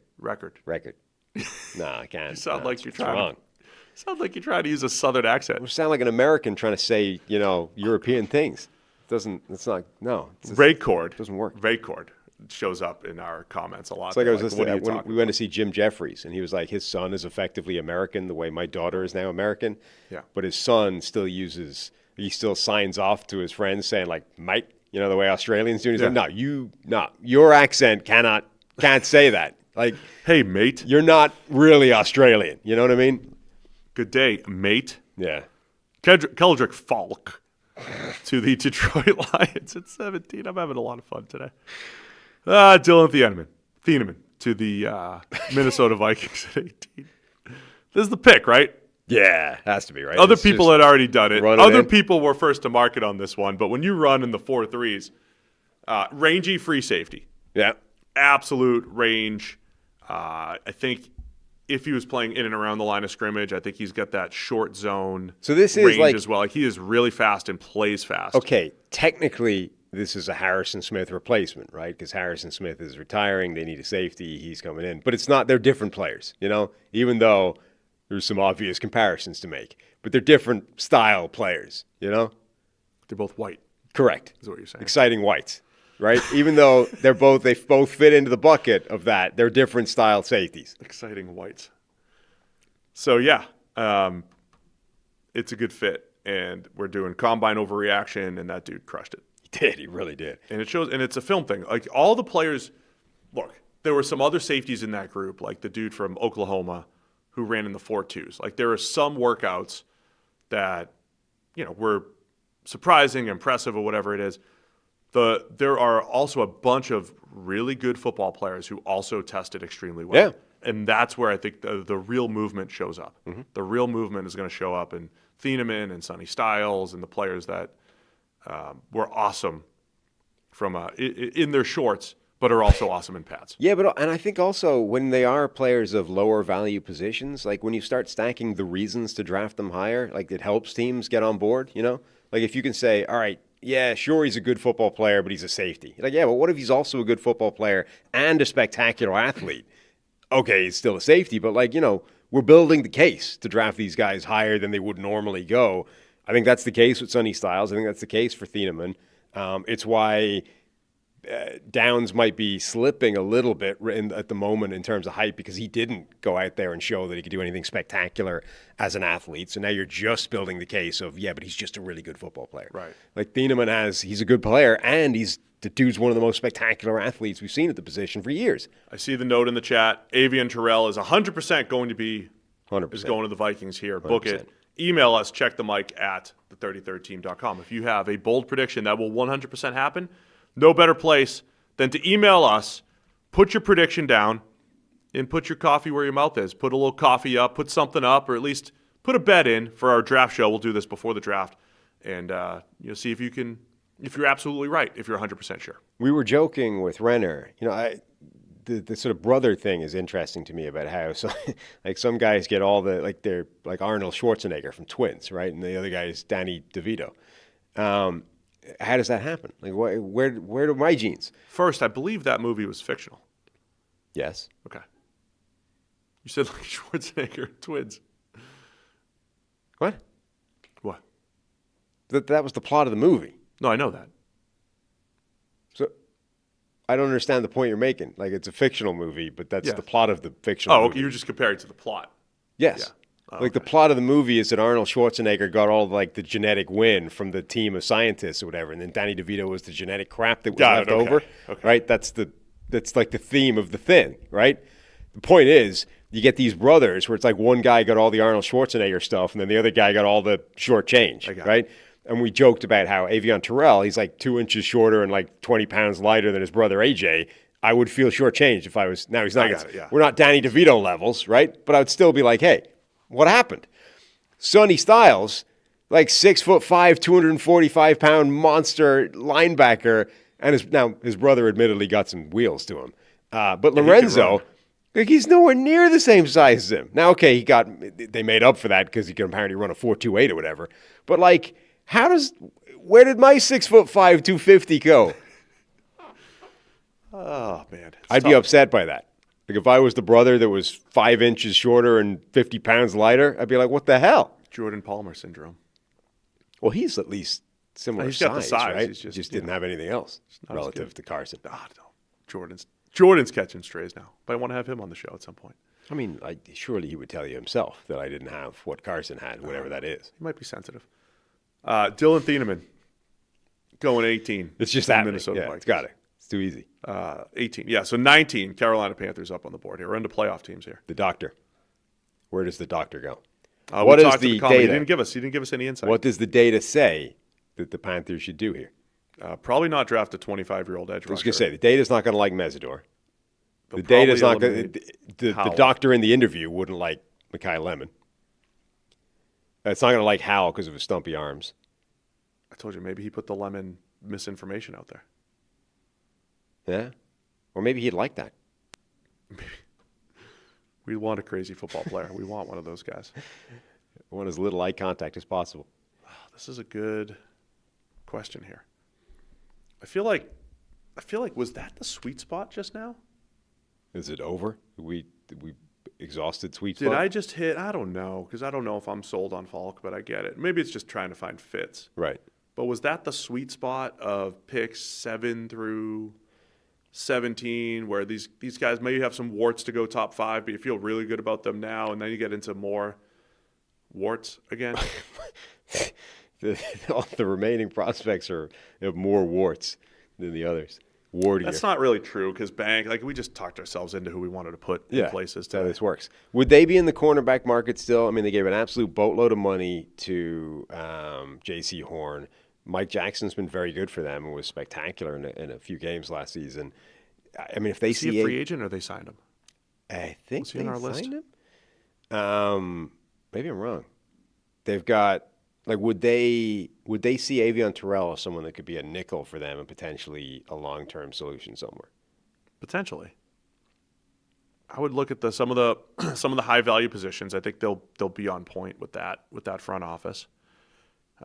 We know they need defensive line help. Peter Woods, could be in play here. I always thought T.J. Parker would be in play, but his value's kind of up and down. Woods would be interesting paired next to Derek Brown. Yeah, that's what I'm thinking. That would be. And I know they brought in Turk Wharton, but you can live with all three of them. Sure. Again, play a lot of odd fronts and everything. And rotation and blah, blah, blah. Rotation, the whole right. You never have too many defensive linemen. Meanwhile, the one wild card is the Ike Ekwonu yeah, left tackle deal. If he does have to miss a year, right, or close to it, do you bring in a tackle? They need to sign Josh Jones. It's just a slam dunk. Just sign Josh Jones. Josh Jones, he never gets paid any money by anybody, even though he can come in and be a starting caliber left tackle for everybody. According do it. To what I'm looking at, they have one more year of Mike Jackson. Yeah. So like an Avion Terrell, he could play their third corner spot now, potentially succeed Mike Jackson if they don't extend him long term. They also have I think a big linebacker need. Yeah. And but does the doctor do that in the first round? I think they'd love. I mean, I saw people in our chat last night talking about, man, Jacob Rodriguez worked out so well, he might not fall to the Panthers in the second. They're talking about the second round. I'm really curious second now wave where of, he goes. Because, you're talking about a guy who was a Heisman Trophy finalist, right? Great football player, great athlete. Right. That's a first and round player. whose question was maybe he's not a great athlete. Turns out he's a great athlete as well. Had one of the best, one-on-one sessions you're going to see at the Senior Bowl. What is the downside at this point? Right. Other than he's not built like Sonny Styles. I think the Panthers would love to get a second-round linebacker. Right. And say, hey, we've got a plug-and-play starter. And there probably will second. be, and there probably will be second-round linebackers. But in the one of these guys is going to be available in the second, whether it's C.J. Allen, Anthony Hill, Josiah Trotter, Rodriguez. Maybe he's not the guy anymore, but one of these guys is going to be there in the second. What do you do in the trenches first? Also, I think they've got, we'll see what happens in free agency with them. All right, where do you want to go? I mean, you're suggesting Terrell. I've been suggesting Terrell. I think that makes a lot of sense. But sure, I can see the Peter Woods thing I'm intrigued by that. I don't hate that. What else would they do? Other linemen that I think get some buzz. Lee Hunter, people have been talking up. This is pretty rich for him. I forgot to mention him last night. Awful workout. Yeah, for him. Caden McDonald, I think, excites some people, but that's your run stuffing defensive tackle. Some Derek Brown redundancy. A lot of Derek Brown redundancy, and also, do you want to take that guy at 19? Caden Proctor would be intriguing. Yeah, I mean, so Proctor's interesting because he's a really good athlete. For a guy that's getting bubble screen plays thrown his way, very good the man athlete. did not run fast. I know, but he's huge, so he's a monster. He's dragging some poundage around. What was his but still, time? it's like 5'2", 5'3", something like that. That's good for his size, though. Is it though? It's not Mekhi Becton stuff, but right? That's fine. I mean, I'm not saying it's problematic. It's just for a guy that's being labeled as athlete, I was expecting more. I like your Avion Terrell thought. Want to do that? Sure. Let's find out if the doctor will accept Clemson that. corner. Oh, he'll be upset. Be upset by everything. By the way, the Panthers, remember all the year last year, we were just giving them an edge rusher at 8. Yeah. They went receiver. Sure. Yeah, they did. That was one of those teams. Right. Every year there's a team where you're just locked into either a position group or a side of the ball, and they surprise you. The year before was the Falcons they were getting Dallas Turner. They were getting every single mock draft at that spot, and they were like, hey, by the way, Michael Penix. Let's go. What? That was awesome. Yeah. Wrench is thrown. Wrench is thrown. Who's up? Dallas is back up. Yep. Second pick. Is this 20? It is 20. Who did they have in the first? Mansour Delane with their first pick, cornerback out of LSU. So second pick up, number 20. House money pick. House money, free. It's just a freebie. All right. So Mesidor's there. Yep. As an edge. Would they go? What if they went? Jordan Tyson's still on the board. He is. Yeah. Jordan Tyson's still on the board. A lot of people loved him. Denzel Boston didn't look great in the workouts. So he didn't look great for a couple of reasons. Number one, he dropped a bunch of passes. I think he genuinely had more drops in the workouts than he did his entire season last year, and might have been closing in on having more drops than his entire college career, which is kind of bizarre. What do you do with that? I'm willing to assume that that's just a freak of nerves or something and dismiss it entirely. I like how DJ was blaming Cole Payton. Right. The whole time. It's the lefty. You can't catch a ball from a lefty. It's the lefty's fault. I'm not making fun of DJ for that. I just thought it was hilarious. Yeah. People were doing it. Yeah. I'm willing to say I think having 4 drops in your college career is more important than having 4 drops in a workout session at the combine. I would be saying I would lean towards that rather than the drops yesterday, day before. Anyway, but the point is he had that. He also, to me, I thought really struggled to throttle down. I thought his deceleration was worrying. I actually looked at that and that guy can't stop.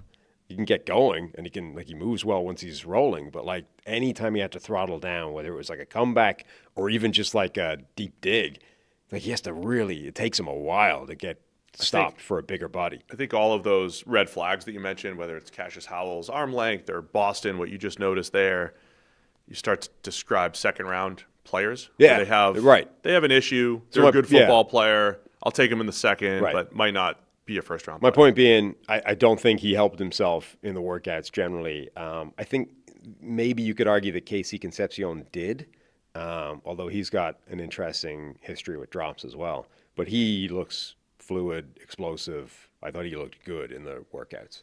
I don't know why. I mean, we have Tyson.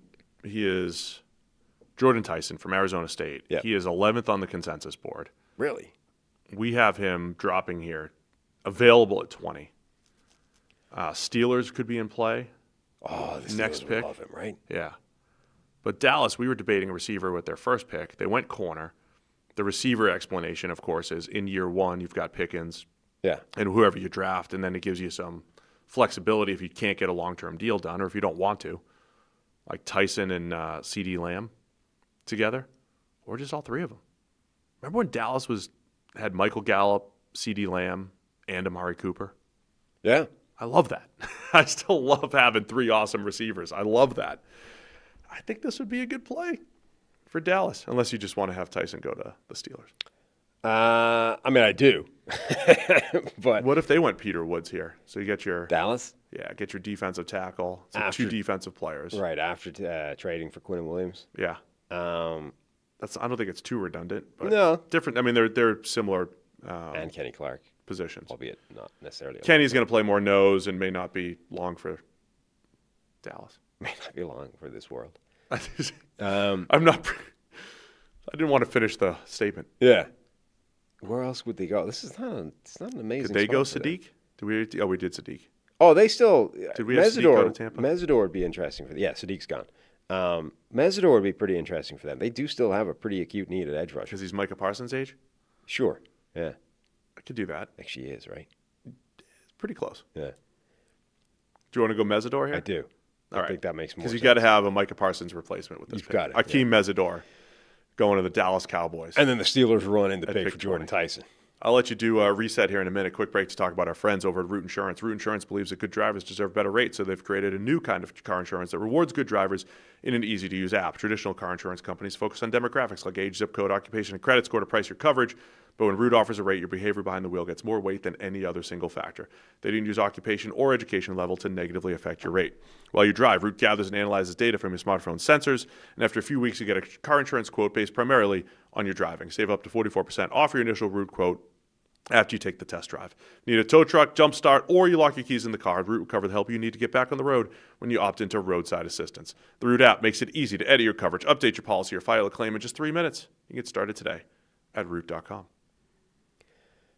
Pick number 11, the Miami Dolphins went with Venga Ioane, the guard out of Penn State.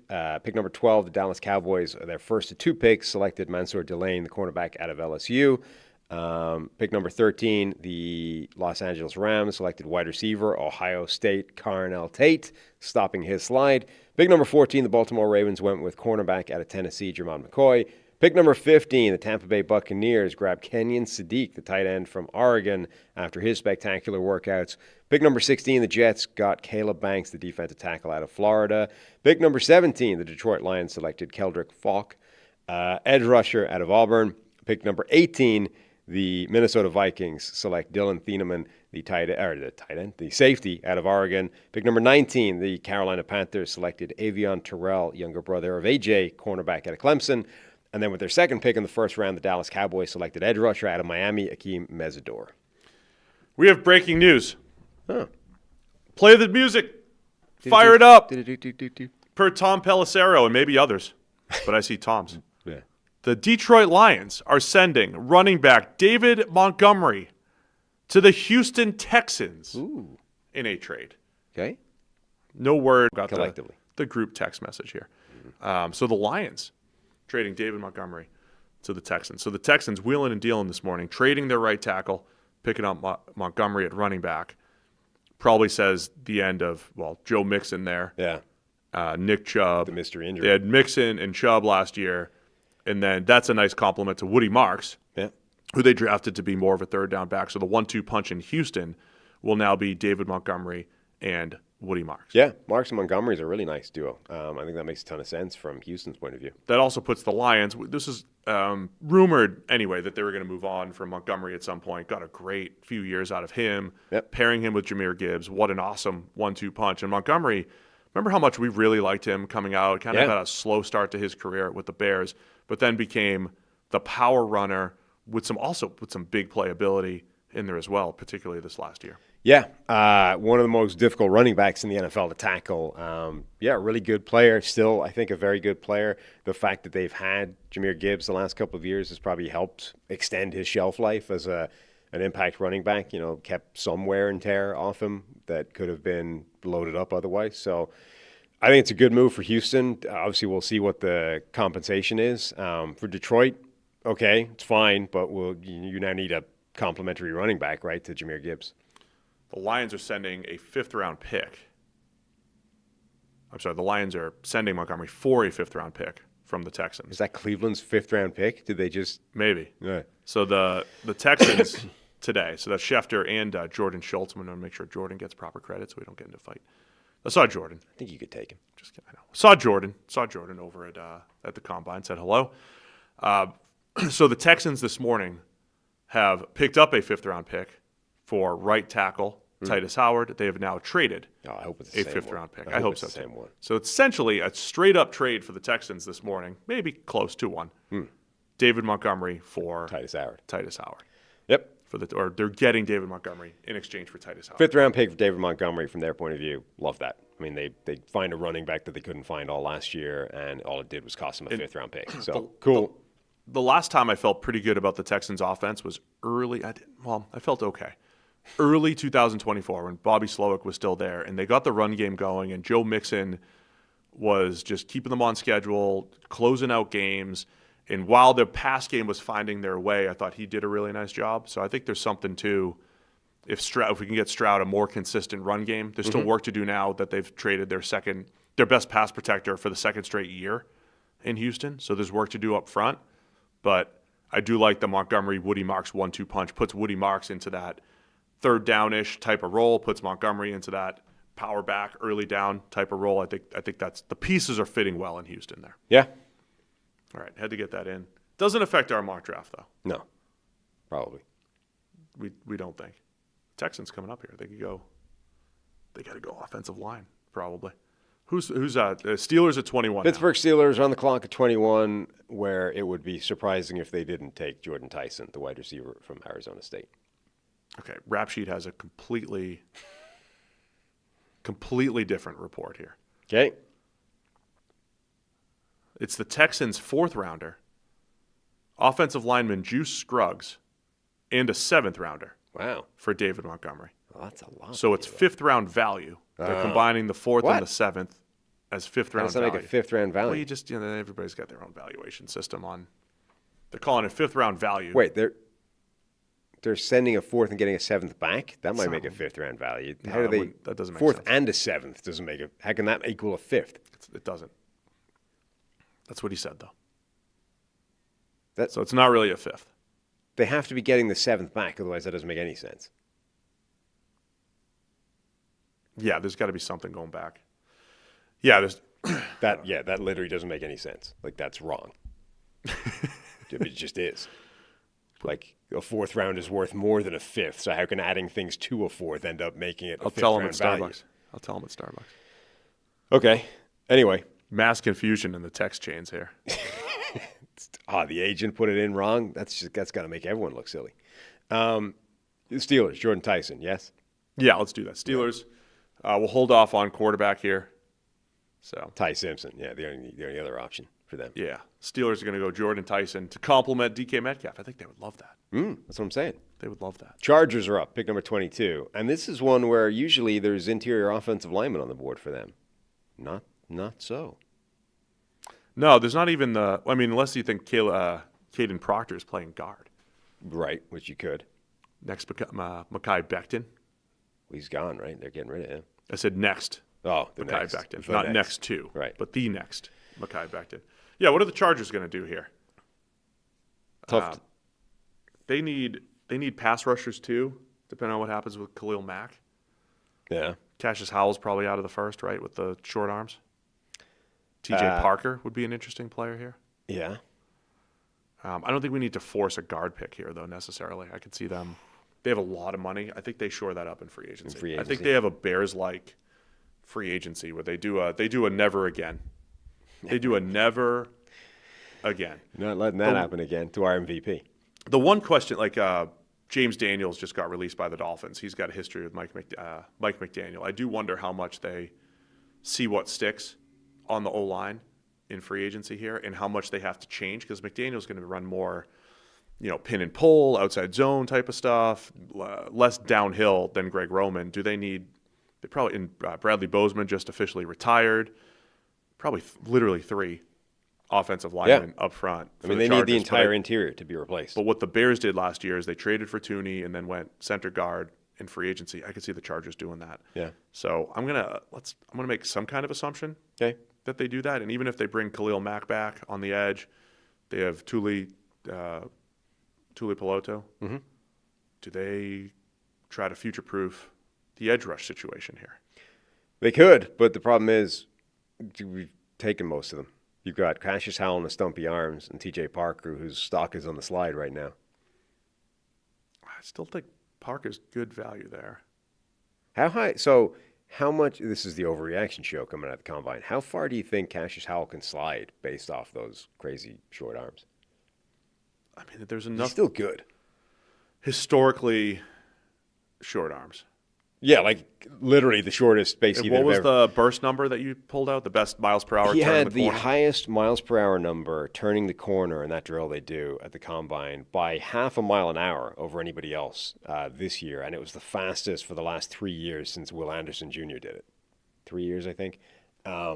So he legitimate burst and bend around the edge, but basically the shortest arms they've ever measured from a true edge rusher. There was a list somewhere of the 3 shortest arms they've ever measured from a nominal edge rusher. And one of those nominal edge rushers was Sutton Smith, who was a 215-pound fullback, right? It's not really an edge rusher. So Cassius Howell at 6'2.5", genuine edge rusher, basically has the shortest arms you've ever seen at that position, which is wild. Now, again, maybe he shows up at his pro day and the guy with the tape measure finds an extra 1/2 to a full inch based off the combine numbers. This is the pain in the ass asterisk you have to put in all this stuff. But he has extremely short arms for the position. I think that's fair, whatever the final number ends up being. Fair. I think second round. But that being said, he's been very productive the last couple of years. He's had elite pass rushing production. He's a very good player who it just turns out has the shortest arms anybody's ever seen at that position. I'm going to say probably not in the mix here. Let's say not in the mix here in the first round.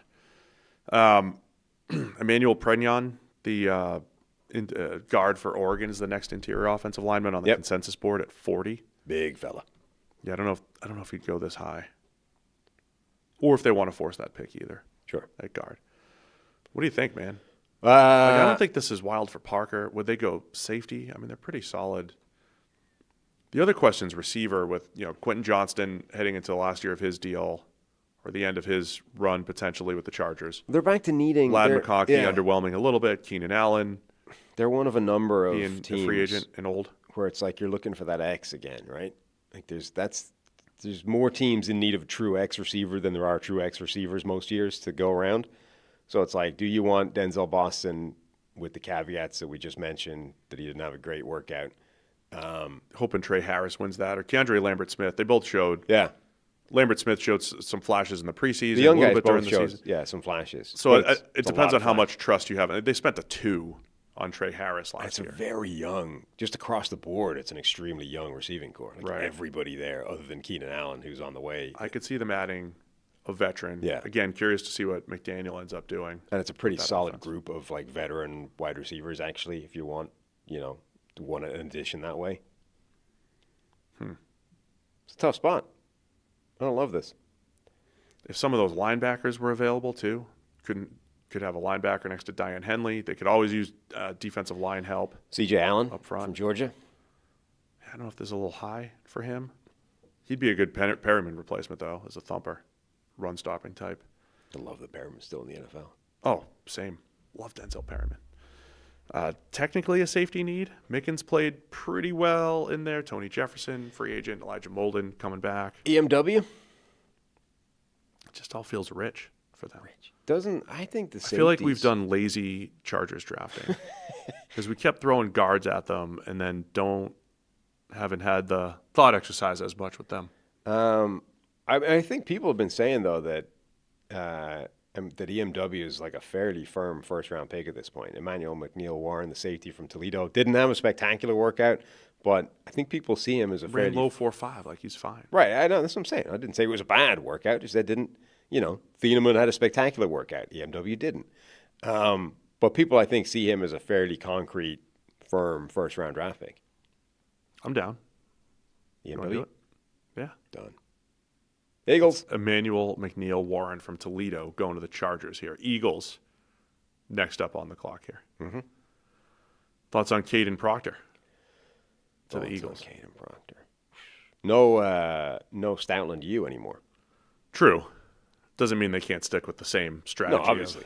Of building. Draft offensive linemen. Yeah. Saying you no longer have the benefit of being able to say, well, this guy, let's project him forward with some Stoutland University development. That's not happening anymore. Could they go TJ Parker? Proctor would be interesting because you could theoretically start him at guard year one and then maybe replace Lane Johnson next year, move out to right tackle. Kind of like that. You want to do that? Sure. I'm pretty well convinced that the Eagles go back to The trenches. O-line, D-line, straight up trenches. Any of those, Last 4 premium picks have been the back 7. right, any of those players all on a line there, Proctor, Woods, Parker, the 2 Clemson guys, I think would make some sense for Philadelphia. Who say again? Proctor, Woods, Parker. Yeah, I don't know if they'll go back to defensive tackle. I don't. They have some decisions to make on Jalen Carter, Jordan Davis, and Moro Ojomo. All expected. Jalen Carter heads into. He'll get a long-term deal, I assume. Jordan Davis, first-round pick, heading into his 5th-year option decision. Moro Ojomo, excellent season last year as a late-round pick. They just have to figure out where all the money's going with those players going forward. But they have options. They're also sneakily in the wide receiver market, I would say. Obviously, you've got the drama that's there with A.J. Brown, whether or not they trade him, how long-term a thing is that going to work out as. Rumors that they had a very high price tag in mind. Yeah, I'm sure. A.J. Brown. They're extremely thin in that receiving core once you get beyond Brown and Devontae Smith. Would they add some sort of long-term future option there, whether it's Denzel Boston, Casey Concepcion? Would they be the guy or the team that stops the slide of Mekhi Lemon if this is indeed a slide? Proctor, some people hate Proctor. I see chat's begging not to add Proctor. Well, people are all over the place on Proctor. I know. The side, I think he could be pretty good. Maybe not the top 10 pick that they wanted previously, but I kind of like him here. Yeah. I think that makes a lot of sense, particularly if you're starting him inside. Caleb Lomu as well, if you're planning for the future. Lomu's, I like him better. Actually, you want to do that? But you're probably not starting him at guard and then kicking him out. I know. Whereas Proctor at least gives you the year one inside if you want that. Right. But they might not need that. With Dickerson Sure. and Steen back. You want to go Lomu here? If you like. He's your developmental tackle. Yeah. Now you're basically punting on Year one. year one. Yeah. But, teams do that. injury proof. Yeah. So let's do that. Caleb Lomu. Still thinking long-term here in Philadelphia. Still long-term dinkus. Browns back up on the clock. We just said the same thing. Yeah. Who do we give him in the first round? Tackle. Freeling. Freeling. Monroe Freeling. Up at number 6. Soft launching. Freeling to the Browns at 6. All right. Where do they go here? Receiver. Every draft has got the Browns coming out of it Tackle, receiver. with an offensive lineman and a wide receiver of some description. Now, Denzel Boston. This feels like it's been done in a different way. A blindside protector this morning, Titus Howard for Dylan Gabriel. A frontside protector in Monroe Freeling, and now a weapon for Dylan Gabriel. The open side. Open side Front side? Back side? Open side. Rugby does it open side. Oh, okay. Open side and blind side. Where else would you want to go? I mean, wide receiver is, it's a pretty acute need for them. Again, who knows what they'll do in free agency. I would assume they address it in some way. But, like, Casey Concepcion for them is interesting. You want to have him go over Boston? I kind of do, based Soft launch that. off our combine, overreactions. Yeah, let's do that. Casey Concepcion. It's at 27 on the consensus board. Yeah. We'll go at 24 here. Now, there's going to be some slightly concerning echoes of Jerry Jeudy in Casey Concepcion. Really? Will he catch every pass that's thrown his way? No. Will it frustrate you? Sure. Will he be open for some big plays? A lot of the time. Absolutely. Yeah. Casey Concepcion here, going to the Browns at 24. So they have a tackle and a receiver here for their QB, whoever it may be. Whoever it may be. For Deshaun Watson. Bears. Bears up at pick 25. Yep. Where are the Bears? Where's Will want to go? Will, who you got here? Send us a message. He wants Tyson Bagent taking over so that they could trade Caleb Williams, pick up some more picks. The Tyson Bagent trade market is it's red hot right now. Were there some rumblings around Bagent? Will said that during the week, and I assumed he was just joking. And then after he said it, I did see some rumblings. Hear some rumblings.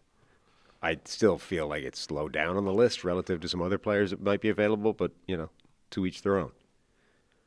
All right, what do we want to do here? Who are we looking at? TJ Parker in play here as well. Yep. I mean, any sort of defensive line talent. I know they've gotten Caden McDonald a lot in these mocks at 25. So it's a common pick, but not a crazy one. Like, there's a reason why they're getting him. Yeah. I think anybody in the front seven, like, I think they'd be in the market for the linebacker group as well. T.J. Edwards coming off that injury. Tremaine Edmonds is a free agent, right? And potentially not someone they're going to bring back given his price tag.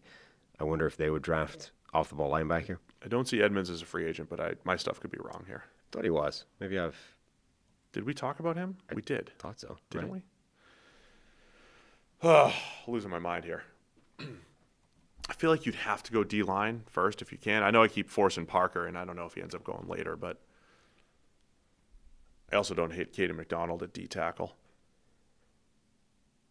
They already have Grady Jarrett and Dexter. I don't know how long Jarrett's going to be around, though, the next couple of years. Right. And they don't have that body type with Andrew Billings getting older and slower and not as good. Mm-hmm. I think, either of the defensive tackles would make some sense here. Caden McDonald is a offensive line resetter. He resets the offensive line. He is he's built like a whiskey barrel. Like he's that shaped. Like a whiskey barrel with arms and legs. Yeah. That's what he's built like. You need that in the middle of your defense. You do. I mean, you hear barrel chested. He's not barrel chested. He's just barrel shaped. Chat's asking about Peter Woods. I mean, different style players, right? Woods can penetrate, create some havoc. I like both players. I think it depends on what you're looking for here at defensive tackle. And again, I don't know if there's a clean edge rusher to add to the mix here. This is like last year with the wide receiver discussion where it was like Ibuka versus other people. Like, I think everyone's fairly set on what Caden McDonald is and what he's going to bring to the table. The question is, how valuable is that? Whereas Peter Woods could be a lot more, but the risk is higher. Yeah. How about Woods to mix it up here? Okay. You want to go Peter Woods? Sure. All right. Buffalo. Peter Woods, another defensive lineman going to the Bears. Oh, dude, if Brandon Beane drafts Mekhi Lemon just to add to his suite of slot receivers. I thought you were going to say Denzel Boston to play X. But No. Mekhi Lemon would be much funnier. Do you not trust Boston as much now coming out of the workout? I was scared. Forget the drops. Again, I don't really care about that. I was scared by his throttling down. His deceleration, I think, is concerning. Yeah. I don't know. Where do the Bills go here? They have a linebacker need. By the way, I don't know where Thieneman lands. I just thought he went high in our mock. I just thought if he's around here, that'd be a nice fit for Buffalo. So the wide receivers we've been talking about, obviously Mekhi Lemon is on the slide based off his crazy interview. Denzel Boston, we talked about concerns there. The next crop of receivers that are sort of in this bottom of the first round discussion at some point. You've got Omar Cooper Jr. from Indiana. A lot of people love that guy. I would say he's ascending at the moment. He had a decent workout. That's definitely didn't hurt himself with what he did. You've got Chris Bell from Louisville, a dude that I'm going to end up falling for him too much based off the concerns that he's got. Also coming off injury. That's not helping. Malachi Fields, we threw that into the first round at some point. Ran slow at the combine, as opposed to Carnell Tate, who just didn't run fast. Fields was in the 4.6s, right, which is right on that borderline. What did he weigh in at? 215. I have to check that. Pretty, almost 30 pounds heavier. Sure, Tate, I mean it's not or 20 some pounds. But a guy who's like long speed was the concern, right? Right. Like definitely didn't help with that number, put it that way. But did show up pretty high in the miles per hour stuff for the other things that he ran. Like it's at least everything else athletically is there. It's just that if you are worried about the long speed, he didn't do anything to dismiss that worry. Let me find out what he actually... By the way, the Bills feel like another one of those teams that would just love, maybe the Bears that we just talked about, would just love to get a starting linebacker. Sure. And probably hoping that the Jacob Rodriguez's of the world are all available. Which Goal they are day in here. the second, but like in the second, if Right. they could, but they're picking back end of the second, they might not be. Yeah. So I wonder if one of those, I wonder how many of these teams are just like, give me the good, dependable starting linebacker back end of the first round. Yeah. Even if they're right now projected as second round players. Mm-hmm. Bills could be in the mix there for those types of players. 218 was what he weighed in at. 218. I mean, it's pretty big. It is. Pretty big. But yeah, running a 4.6 as an outside receiver. 4.61, 1.63, 10-yard split. These are not good numbers. Buffalo still, as of right now, needs a center and a guard. Again, David Edwards, Connor McGovern hitting free agency, but we don't know what ends up happening there, if they're going to need a plug-and-play starter in the back end of the first. Always could use defensive line depth. I think Peter Woods would have been a great fit here, but we took him in the previous pick. Yep. Is Caden McDonald a good fit here? New scheme? Do they want the big line resetting run stopper, or are they just trying to get up the field with Jim Leonard coming in? Kind of like what Denver had, a lot more get up the field, penetrating types if they're going to do that like for like. Yep. So maybe McDonald's not the right player here. I wonder what they would feel about their cornerback group as well. Remember, it wasn't what it was supposed to be last year because their first rounder, Hairston, spent most of the season injured. So they had to rely on Tre'Davious White. He's hitting free agency. Maxwell Hairston, Christian Benford as your 1-2. Maybe they could bring him back, but at the moment, Hairston is fairly unproven at that spot. I don't know that they'd go another corner here, though. Yeah. Do they just go Denzel Boston? Do they just go Denzel Boston just for the simplicity? Yeah. They sure could, Steve. They sure could. You want to overreact to this, that they're going to pass on an X again? Oh, I mean, look, this is... They took a guy that wasn't an X and told us he was an X, so I don't see any reason why they wouldn't take Denzel Boston and tell you that his deceleration isn't the problem, if it is. We're not taking Mekhi Lemon here. No. I still like Denzel Boston. I think he's fine here. Right, let's do it. Denzel Boston. There's your outside receiver for the Bills. Niners pick 27. Mm-hmm. 27? Yeah. Yes. Where are they going to go? Would they go Caden McDonald? I could see it. They need all the D-line help still. Yep. 2 defensive tackles in the second and third round last year. Edge rusher in the first round. Do they go back to the D-line well here?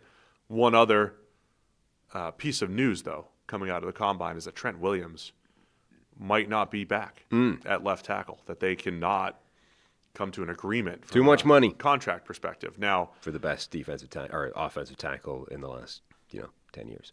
Oh, I just had a thought. Are the Texans paving the way for Trent Williams?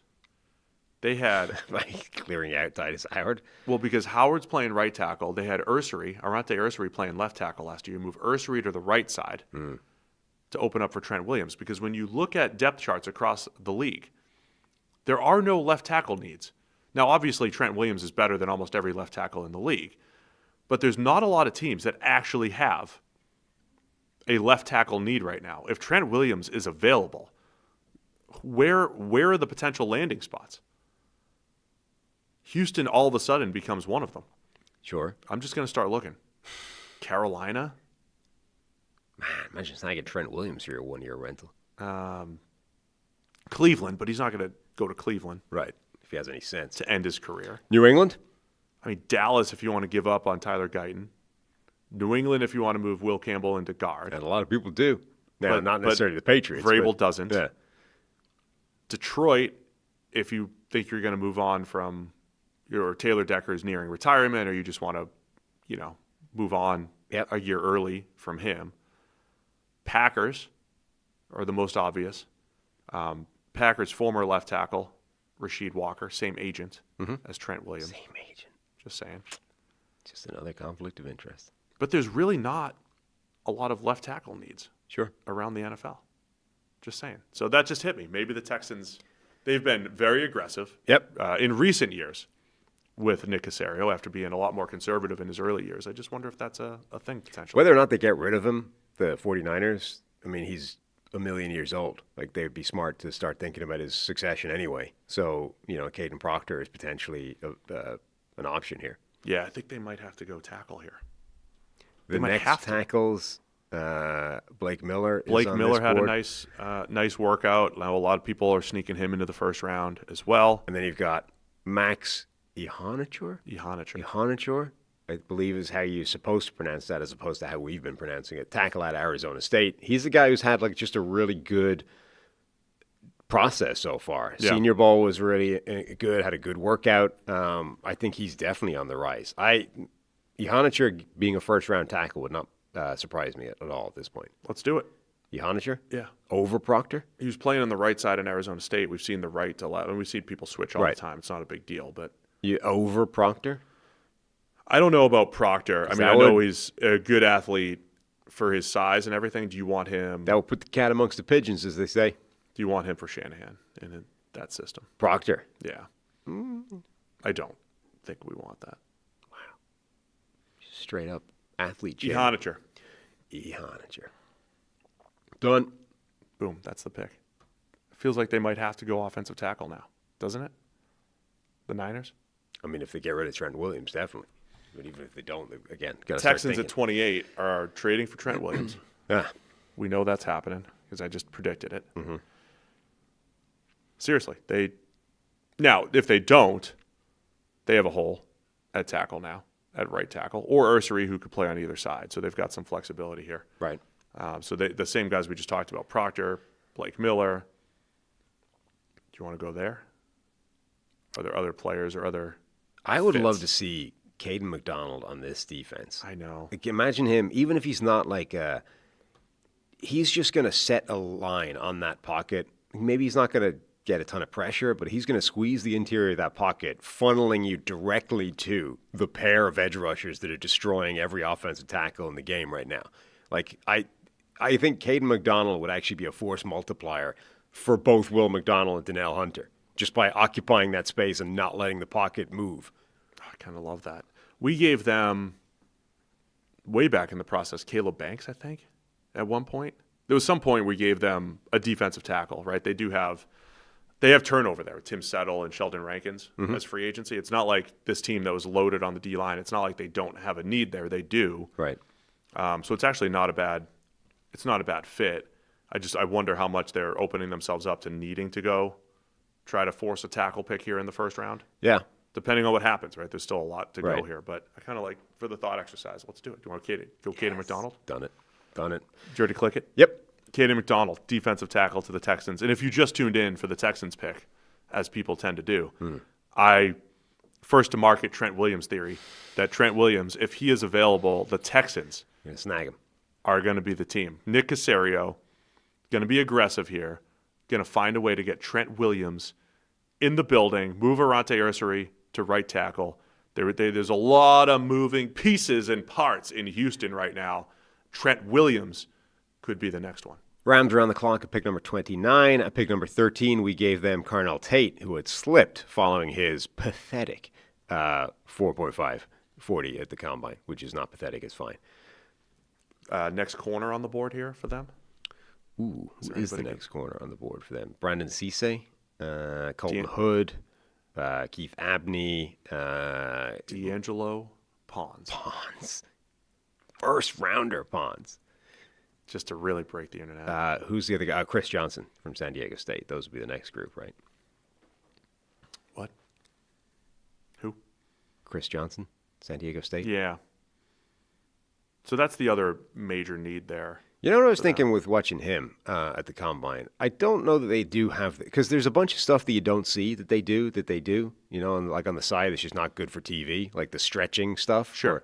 Every now and again, somebody posts a social video and they're like, hey, by the way, on the side, they're like dragging Caleb Banks' ankles over his head and seeing how flexible he is, right? Like, oh. Turns out they do that to all these guys too, right?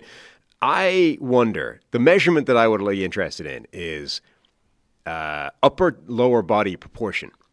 I want to know how much of you is made up of leg, right? What's his name? Markel Bell, the Miami offensive tackle, feels like he's 85% leg, right? Yeah. Meanwhile, Chris Johnson, the cornerback out of San Diego State, feels like he's 70% upper torso. Big torso guy. Stumpy little legs. Like he's mostly body. I had a former teammate, probably about 6'1", 6'2". We would sit down for breakfast or lunch. Same torso. Right. Same torso. Long torso. And look, I don't know if it means anything, but how do you know if you don't measure it?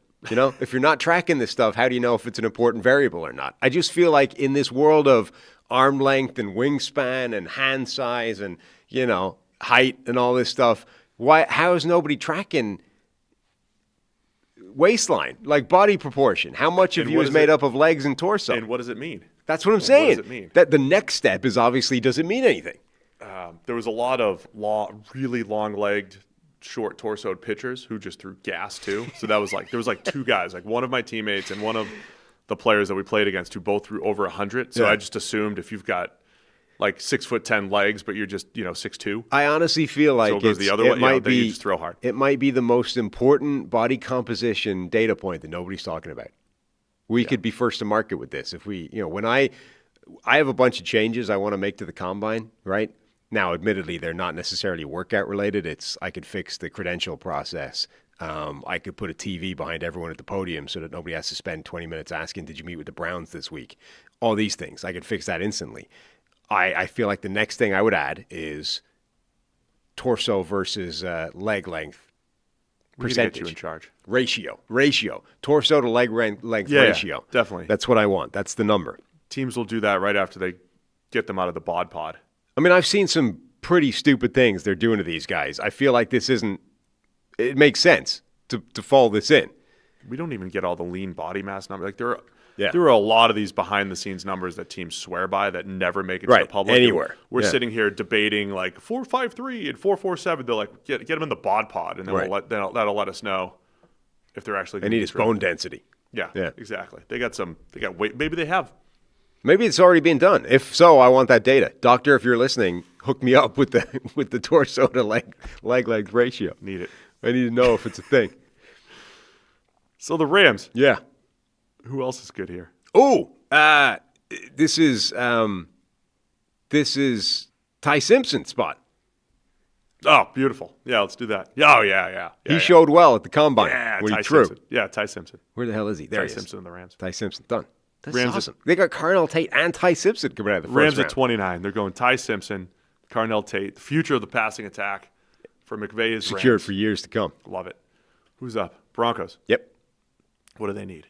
Who said the Proctor pick was terrible? We didn't even pick Proctor yet, did we? No, we didn't. Still out there. We talked about him. We could talk about him. We could talk about him. All right, who's up? Broncos. Denver. What do they need? We don't draft for needs. We don't draft for needs. Pick the best players. Well, this is usually the Sadiq pick, but he's Sadiq's long gone based off his Combine. They lost this pick because of the Combine. Right. They need to get some character hate going if they want him to drop. People have mentioned them as a running back landing spot. I don't know that you're getting a second running back in the first round. No. There might not be a second running back in the top 100. Wow. That's just... Jadarian Price. Look good. No, I'm just Dude's kidding. jacked They'll have well. like 2 in the top 100. That dude is rocked. Like, he's huge. Even though he's Denzel Boston's size... Oh, he's already off the board, but his size comp was Cortland Sutton. Yeah. I thought that was interesting. Yeah. Might have some play style similarities, too.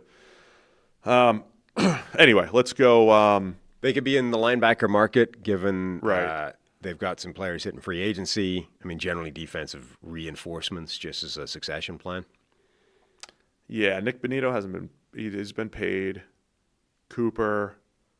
I mean, they're loaded on the edge. Defensive tackle. They're though. losing rotational players more than anything Could else. they go Peter Woods to replace John Franklin Myers? Potentially?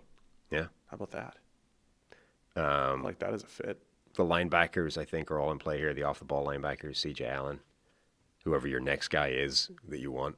I really wonder if Jacob Rodriguez could sneak into the back end of the first. Dude, I would love that. Do you want to just? Yeah. Do you want to see if Just that mustache on its own. just to see It's if a first-round mustache. just to test it out? See how it feels. Jacob Rodriguez? Dude's a football. Sean Payton drafted Bo Nix based off the fact that all he had in his backpack was like football-related paraphernalia. When Jacob Rodriguez rocks up with his mustache talking ball, Sean Payton's going to be like, do whatever it takes to get this guy in the building. Man. And then later on, he can draft his own Taysom Hill and the Georgia ticked Tech every guy. box. He ticked every box. Yes. Different position, but like Braden Fisk 2 years ago. Good football player, good combine, good Senior Bowl in between. And then this is the funny part about like this guy's a second rounder, this guy's a first rounder. Braden Fisk, I know at least one team would have taken him in the first round. Right. Had the player that they just liked a guy a little bit better, they took him in the first. So the guy that's like a second rounder, a first rounder, you never know. And the Rams gave up a future 2 to get Braden Fisk. He's basically a first rounder. Mm-hmm. And that would have been crazy at this time Oh, yeah. if we had done that. Someone's going to have to talk Sean Payton out of drafting Haynes King in the first round to be his new Taysom Hill. Oh, man, that's perfect. It's so perfect. Can't do that. That would be Would he not? That's too far. Oh, I love that. Or actually, what's really Sean Payton is everybody going, this guy is your new Taysom Hill, and actually him pivoting to North Dakota State is actually my new Taysom Hill. Everyone's zooming in on Georgia Tech. Cole Payton. That's his new Taysom Hill. Turns out actually, you thought it was. Nope. Cole Payton is my new Taysom Hill. Haynes King really has that skill set. He does. He really does. Anyway, I like Rodriguez. Can we do that? Oh, fine. It's our show. It's our mock. The man was a Jacob Rodriguez, Heisman Texas Trophy Tech. finalist. He was one of the best 5 players in the country. Do it. Done. You already did it. It's Already already did been it. clicked. Oh, it's going to go wild. Clickbait, as they say. It's not clickbait. It's No, it's justifiable. I love this. He's This a is great good. football Chat player. loves it. They know. Who's also a great athlete. Going to a great defense. What's not to like? Guy knows ball. Did we already take Concepcion? We did. Some time ago, in fact. Patriots up here at pick 31. Told our friend Phil Perry, who I love, in this fit here, this pick. Who was that? Omar Cooper. Omar Cooper. Love Omar Cooper. To the Patriots at 31. Because I like Omar Cooper. Sure. Junior. Junior. Not senior. No, I mean, probably not. Mekhi Lemon, still available here. Indeed. I like that idea of It all scares me. overreacting. Let's let him Yeah, fall. yeah. He's Omar gonna fall. Cooper going above Mekhi Lemon would be good. Good content. Good content. But the content, now you look like you're chasing it. You're chasing. Peter Wood's still available here. Yeah, Peter Wood's still available. Edge rushers, T.J. Parker, Zion Young has sneaked into a lot of first rounds. I like Parker, one of these next 2 picks for the Patriots or the Seahawks. T.J. Parker. Yeah. Okay. Could go Seattle, takes him at 32, and the Patriots take Omar Cooper. Yep. we got Patriots' offensive line is still very much a work in progress. Caden Proctor, I don't think, is off the table as an option. Oh, jeez. To do what? To do what? To play offensive line. He can Get play- in there. He plays left guard. Move Jared Wilson into center. Now you have 3/5 of SEC offensive line from last season. Yeah. And then Proctor takes over for the great Morgan Moses It just at right means more. tackle SEC, in the baby. future. Then you get the A/B analysis of the size of Caden Proctor, the size of Will Campbell, and We're also reaching the point where, like, most of college is the SEC now, so it's probably meaning less now than it did. But still, So you want to go Proctor? I mean, I think offensive line's a need, right? Wherever you want to put them. Oh, you're killing my getting Cooper in there. That's fine.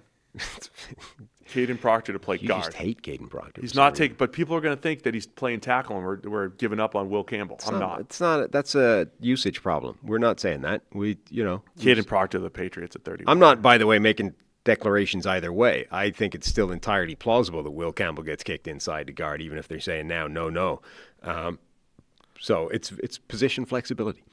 By the way, again, Campbell's a very good run blocker, and he like moving people on double teams. Him and Proctor would wreck some dudes. Oh yeah.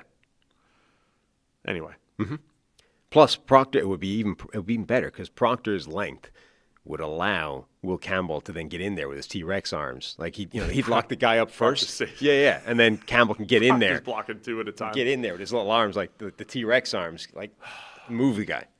It's perfect. Seattle at 32. Yes. I like TJ Parker here. There's a couple of trends to your mocks. You hate Caden Proctor for some reason, and then you're determined I'm back. to get I TJ am Parker. week to week on Caden Proctor. Right. Last week I was in on him. And then determined to get TJ Parker in the first round, come what may. Yeah, he should be here. The Seahawks would love him. All right. So who? Okay, players you want to overreact to the comp. Players you want to get into the first round. TJ Parker is obviously one of them. Omar Cooper, you would like to get in there. Zion Young, Brandon Cisse have been in first round conversations. I don't care. Then you've got D'Angelo Pons. Yeah, I'm not doing that. Can you get him into the first round with Seattle? To replace Reek Wolf. Yeah, we replace a giant 6'8", 4'2" guy with D'Angelo Pons. So when I put out there that Pons is the best cornerback in the class, you did. You should stand by your convictions. And you said spicy take. Yeah. And now all the response was like no one has ever been successful at his size, which was a listed 173. Yeah. He comes in at 182. There you go. People have been successful at that size. Yeah. Now he's under 5'10".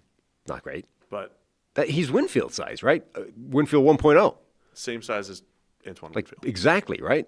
5'9" something. Those are all the types of players that go height limitation, second round. Arm length limitation, second round. Speed limitation, Malachi Field, second, third round. If he's Antoine Winfield 1.0, that is a first round player. If he is. Right. Which he might not be. Oh, they built the whole, they're like the opposite of the Bills. They built the whole defense out of nickels and slots. Yeah. It's like the Bills offense. Right. They're not doing it again. Coward. All right. So who else are you putting in there? That would be fun, though. It would. You're ruining it. You want to just going to killjoy. I wanted to put Parker in, but you're like, oh no, he didn't. He doesn't have all the buzz, so we can't do it. I mean, you can put Parker in. Who else? Who would be the most combine? Peter Woods is still out there. Buzzy guy. Didn't we? No, combine Peter Woods is gone. Buzzy guys. Peter Woods is gone. Who do we give? Oh, the Bears. Bears. I'm sorry. Yeah. Who would be the most combine buzz player to take? Who could you take? Stowers. He's not going to the first round. All the linebackers, man. We already put Rodriguez in, Anthony Hill Hill. All those guys Those could worked go out first well. round, right? He's fringe. I think that's it. That could actually we've kind of run out of first. We've kind of run out of buzz players. Yeah, that's it. Jake Slaughter. Or if you wanted to reach for Pregnon, stay in Oregon-ish. Could do that. Stay in the Pacific Northwest, I guess, would be the more accurate way Deny of saying Dennis that. Sutton. Deny Dennis Sutton. There was a point where people thought he was a, size and pretty good player, but he's not. Pretty crazy not workout. A first rounder. No. All right, what do you want to do? Let's wrap it up. 2 hours, 45 minutes into this mock. Tight mock. People want us to do 2 rounds. Like, come on, man. Not today. At some point we will. Put Pawns in there. See what people Takes us 2 hours, 45 minutes to do 1 round. Put Pawns in. See what happens. You want to do that. You want to put D'Angelo. The guy that's been cowardly about this. Be bold. You want to throw him in there? Yeah. Where the hell is there? He is. 52 on PFS board, 55 on the ADP drafting deal. Moving up. Where is he on the consensus board? You got that? Consensus Pawns. See, now, if there is power to 54. That, if there is power to what we said a couple hours ago, that a low career passer rating allowed is a very good projector. Well, he's been 59, 40, 49.5, and then 55. I mean, those are good numbers. It is. They 3 are. straight years. Perfect. So there we go. going to take Ponce. People are going to hate this so much. What? Jacob Rodriguez, D'Angelo, but just good football players. By the way, those are all players I would love to have in the second. Me, personally, love to have you would do that. in the second. Right. So here we are. All right, here's our The mock. what we would do mock. I don't even want Sort to of. do a what we would do mock for reasons. I have to. I'm going to be honest. So that's our mock. Well, the problem is it would look crazy. So there's two reasons. I used to always do what I would do mock. One of your reasons can't be because people will use it to rank you. It's not. Okay. I good. have two reasons. Yeah. Well, I have one reason, really. But I used to do it, and it looked crazy, and I'm fine with that. I don't care that it looked crazy. The second reason is I am in talks with NFL teams. Yeah. I'm in multiple talks with NFL teams about legitimate consulting Right. with regard to the draft. So in all transparency, I have to keep some stuff back a little bit. I feel like you I should. have to keep a little bit back. I'm not going to shortchange our viewers at all. I'm giving plenty of opinions that you can catch on to. I don't think I could legitimately do a what I would do mock for multiple reasons. First off, it wouldn't work with my current draft philosophy. It just wouldn't work. I think your only reason is that it would look too crazy. Like, the problem is everyone loves the theory of a what I would do mock, but when it turns out you would draft a guy from like the 5th round at number 2 overall, people are not going to love that. Or I wouldn't touch this guy. Like, there's 12 consensus high-end first-round draft picks that you wouldn't touch until day 3. People don't want to – they love the theory, but they don't want to see the reality, right? Yeah. I disagree with you, though, in terms of your I think you're making the same mistake with your I got to keep stuff back for the teams. It's not keeping it back. I think you're making the same mistake that PFF made, and I think actually total transparency it would be good for you. The more you can prove that your system works, the better. So the more you can be like, I got all this out there. It's on tape. Look at it. I called D'Angelo Ponce a first-round draft pick, and you guys right here calling me crazy. I have plenty of proof. Yeah, now, but it needs to be documented on film. I could use more. We got some videos in the works. I've got plenty of proof. I mean, what better than that my system check works? The mic. My system works when you're drafting as a team, where the other teams are going to pick different players, than you want. So my system works really well for one team or a couple teams. It will not work well for all 32 teams. It won't work as far as like putting it like I'm going to be the GM of all 32 at the same exact time, because at some point I'm going to run out of because it's an elimination process as much as anything, right? I have 10 to 15 first rounders, Sam. Uh-huh. It's perfect with the NFL. I am. Exactly how they talk. I have 10 to 15 that I'm willing to take in the first round. I have 10 that I'm willing to take in the second round. Like those are the averages. Then it's an even more fun exercise because you can just endlessly trade out. So I'm relying. So when I am here on Check the Mic, I rely on a lot of my film analysis and film study, or what I think about Caden Proctor and Akeem Mesidor and Caleb Lomu and everything, but it might not always match what my data says. I'm actually now curious what a pure stick to the philosophy, what Steve would do mock draft actually ends up looking like, I'll do something based off your true philosophy of this is how I would build, these are the players I would draft, wouldn't touch anybody else. How would GM Steve of all 32 teams be forced to react based off the actions of himself? When I'm in talks with executives around the league, here's one of the ways I proved it, Sam. So I'll just put this out there. I apologize that you've heard this many times, but I did redraft every year from 2017 to 25. And I gave myself the 15th pick of every draft, and I took the top player on my board in the round in which he was drafted on my hypothetical board. And I'm the best drafting team in the NFL since that time. And it's not even close. My first selection. So I would have had like JSN at 15 the year he came out and went at 21. I would have had Jared Verse at 15 the year that he went at 19 or whatever it was. So I look back from 27 to 25, taking the top player on my board, regardless of position. And I'm the best drafting team in the NFL. My second choice is the second best drafting team. So I think it works. I've got the proof that we're looking at the right pool of players here. But it's really tough to say, like, oh, what would I do with all? You could win an award like the Saints. Oh, I should pitch that. Yeah. I'm the best drafting I team. am the best drafting I have team. the most valuable drafting team. I brought the most value into the league, both overall and against expectation, which is important, by the way. Against expectation, because obviously if you're picking first or second, you're better chance of bringing more value to the table. So anyway, I've got plenty of fodder and hype to sell this thing. Just a matter of the conversations. Need more conversations. Need more. I need you, AGMs and GMs, to sit down. Let's talk. So, yeah, we'll do – I don't know if I want to do a what we'll do mock at the end of the day. Uh-huh. Again, I feel like it's a thing that Or I just lie through it. people love the theory more than the output. Oh, it looks crazy. I'm not afraid of being out there and crazy. I was the first one to put Baker first back in the day when we did that. The first person to put like Marcus Davenport in the first round. I have no problem, and it's not even to just change it or to just be different. It's like this is what I want to do. Back then, I used to make points to not take quarterbacks too high, and I'd take them later to kind of make a point. Like I like that. No, your best example of sometimes what seems crazy is actually true was when you were trying to rank Tyree Wilson like 158th on your board, and we were like, you can't do that. It's too crazy. Like none of us like Tyree Wilson, but you can't drop him any lower than like 25. Otherwise, it'll look utterly stupid. And it turns out ranking him like 152nd might have been dead on. Yeah. Yeah. That's look, like the best example of that, where it's like at the time, it just looks dumb. But actually, if it's right, it's right. Yeah. But again, I wouldn't even use a vertical ranking to draft.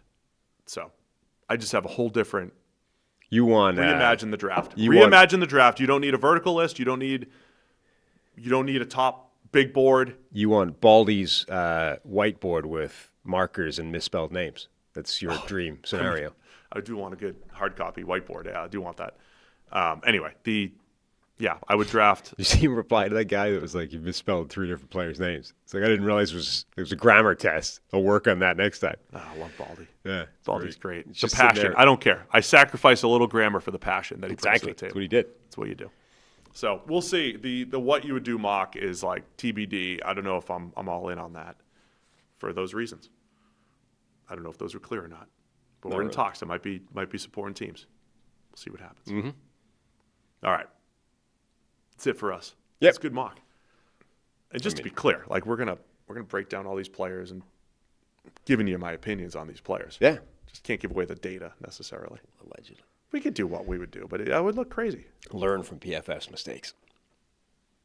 What would you do? Just put it all out there? The more you put out there, the better, in my opinion. It only serves you. Right. This is what, like, your value is not in the individual data points. Your value is in the system, right? This was true. Brian Hall for years was like, no, you can't give up too much, blah, blah, blah. We found the value in PFF was in other places. It wasn't in all that data. Yeah, the system's my brain. Could have put out anything you wanted, and it would have been fine. My model's the brain, the process, the whole thing. That's what I'm saying. So don't be afraid of putting it all out there. All right, so you want to be my marketing director here? Sure, as long as my value. I mean, I've given you my principal philosophy and thing already. I need action items coming out of this. All right, fun show. Programming notes here. We're not taking a break. Tuesday through Friday, we're fixing every team. Fixing every team in 5 minutes. Our team building series, Tuesday through Friday. We'll start with, I believe, the Easts tomorrow. AFC and NFC East. We'll go division by division, 2 divisions per show. And we'll do that Tuesday through Friday. The email is checkthemic@the33rdteam.com for those asking. Check the mic at the33rdteam.com. Send in right now. We'll start accumulating your draft bets / predictions.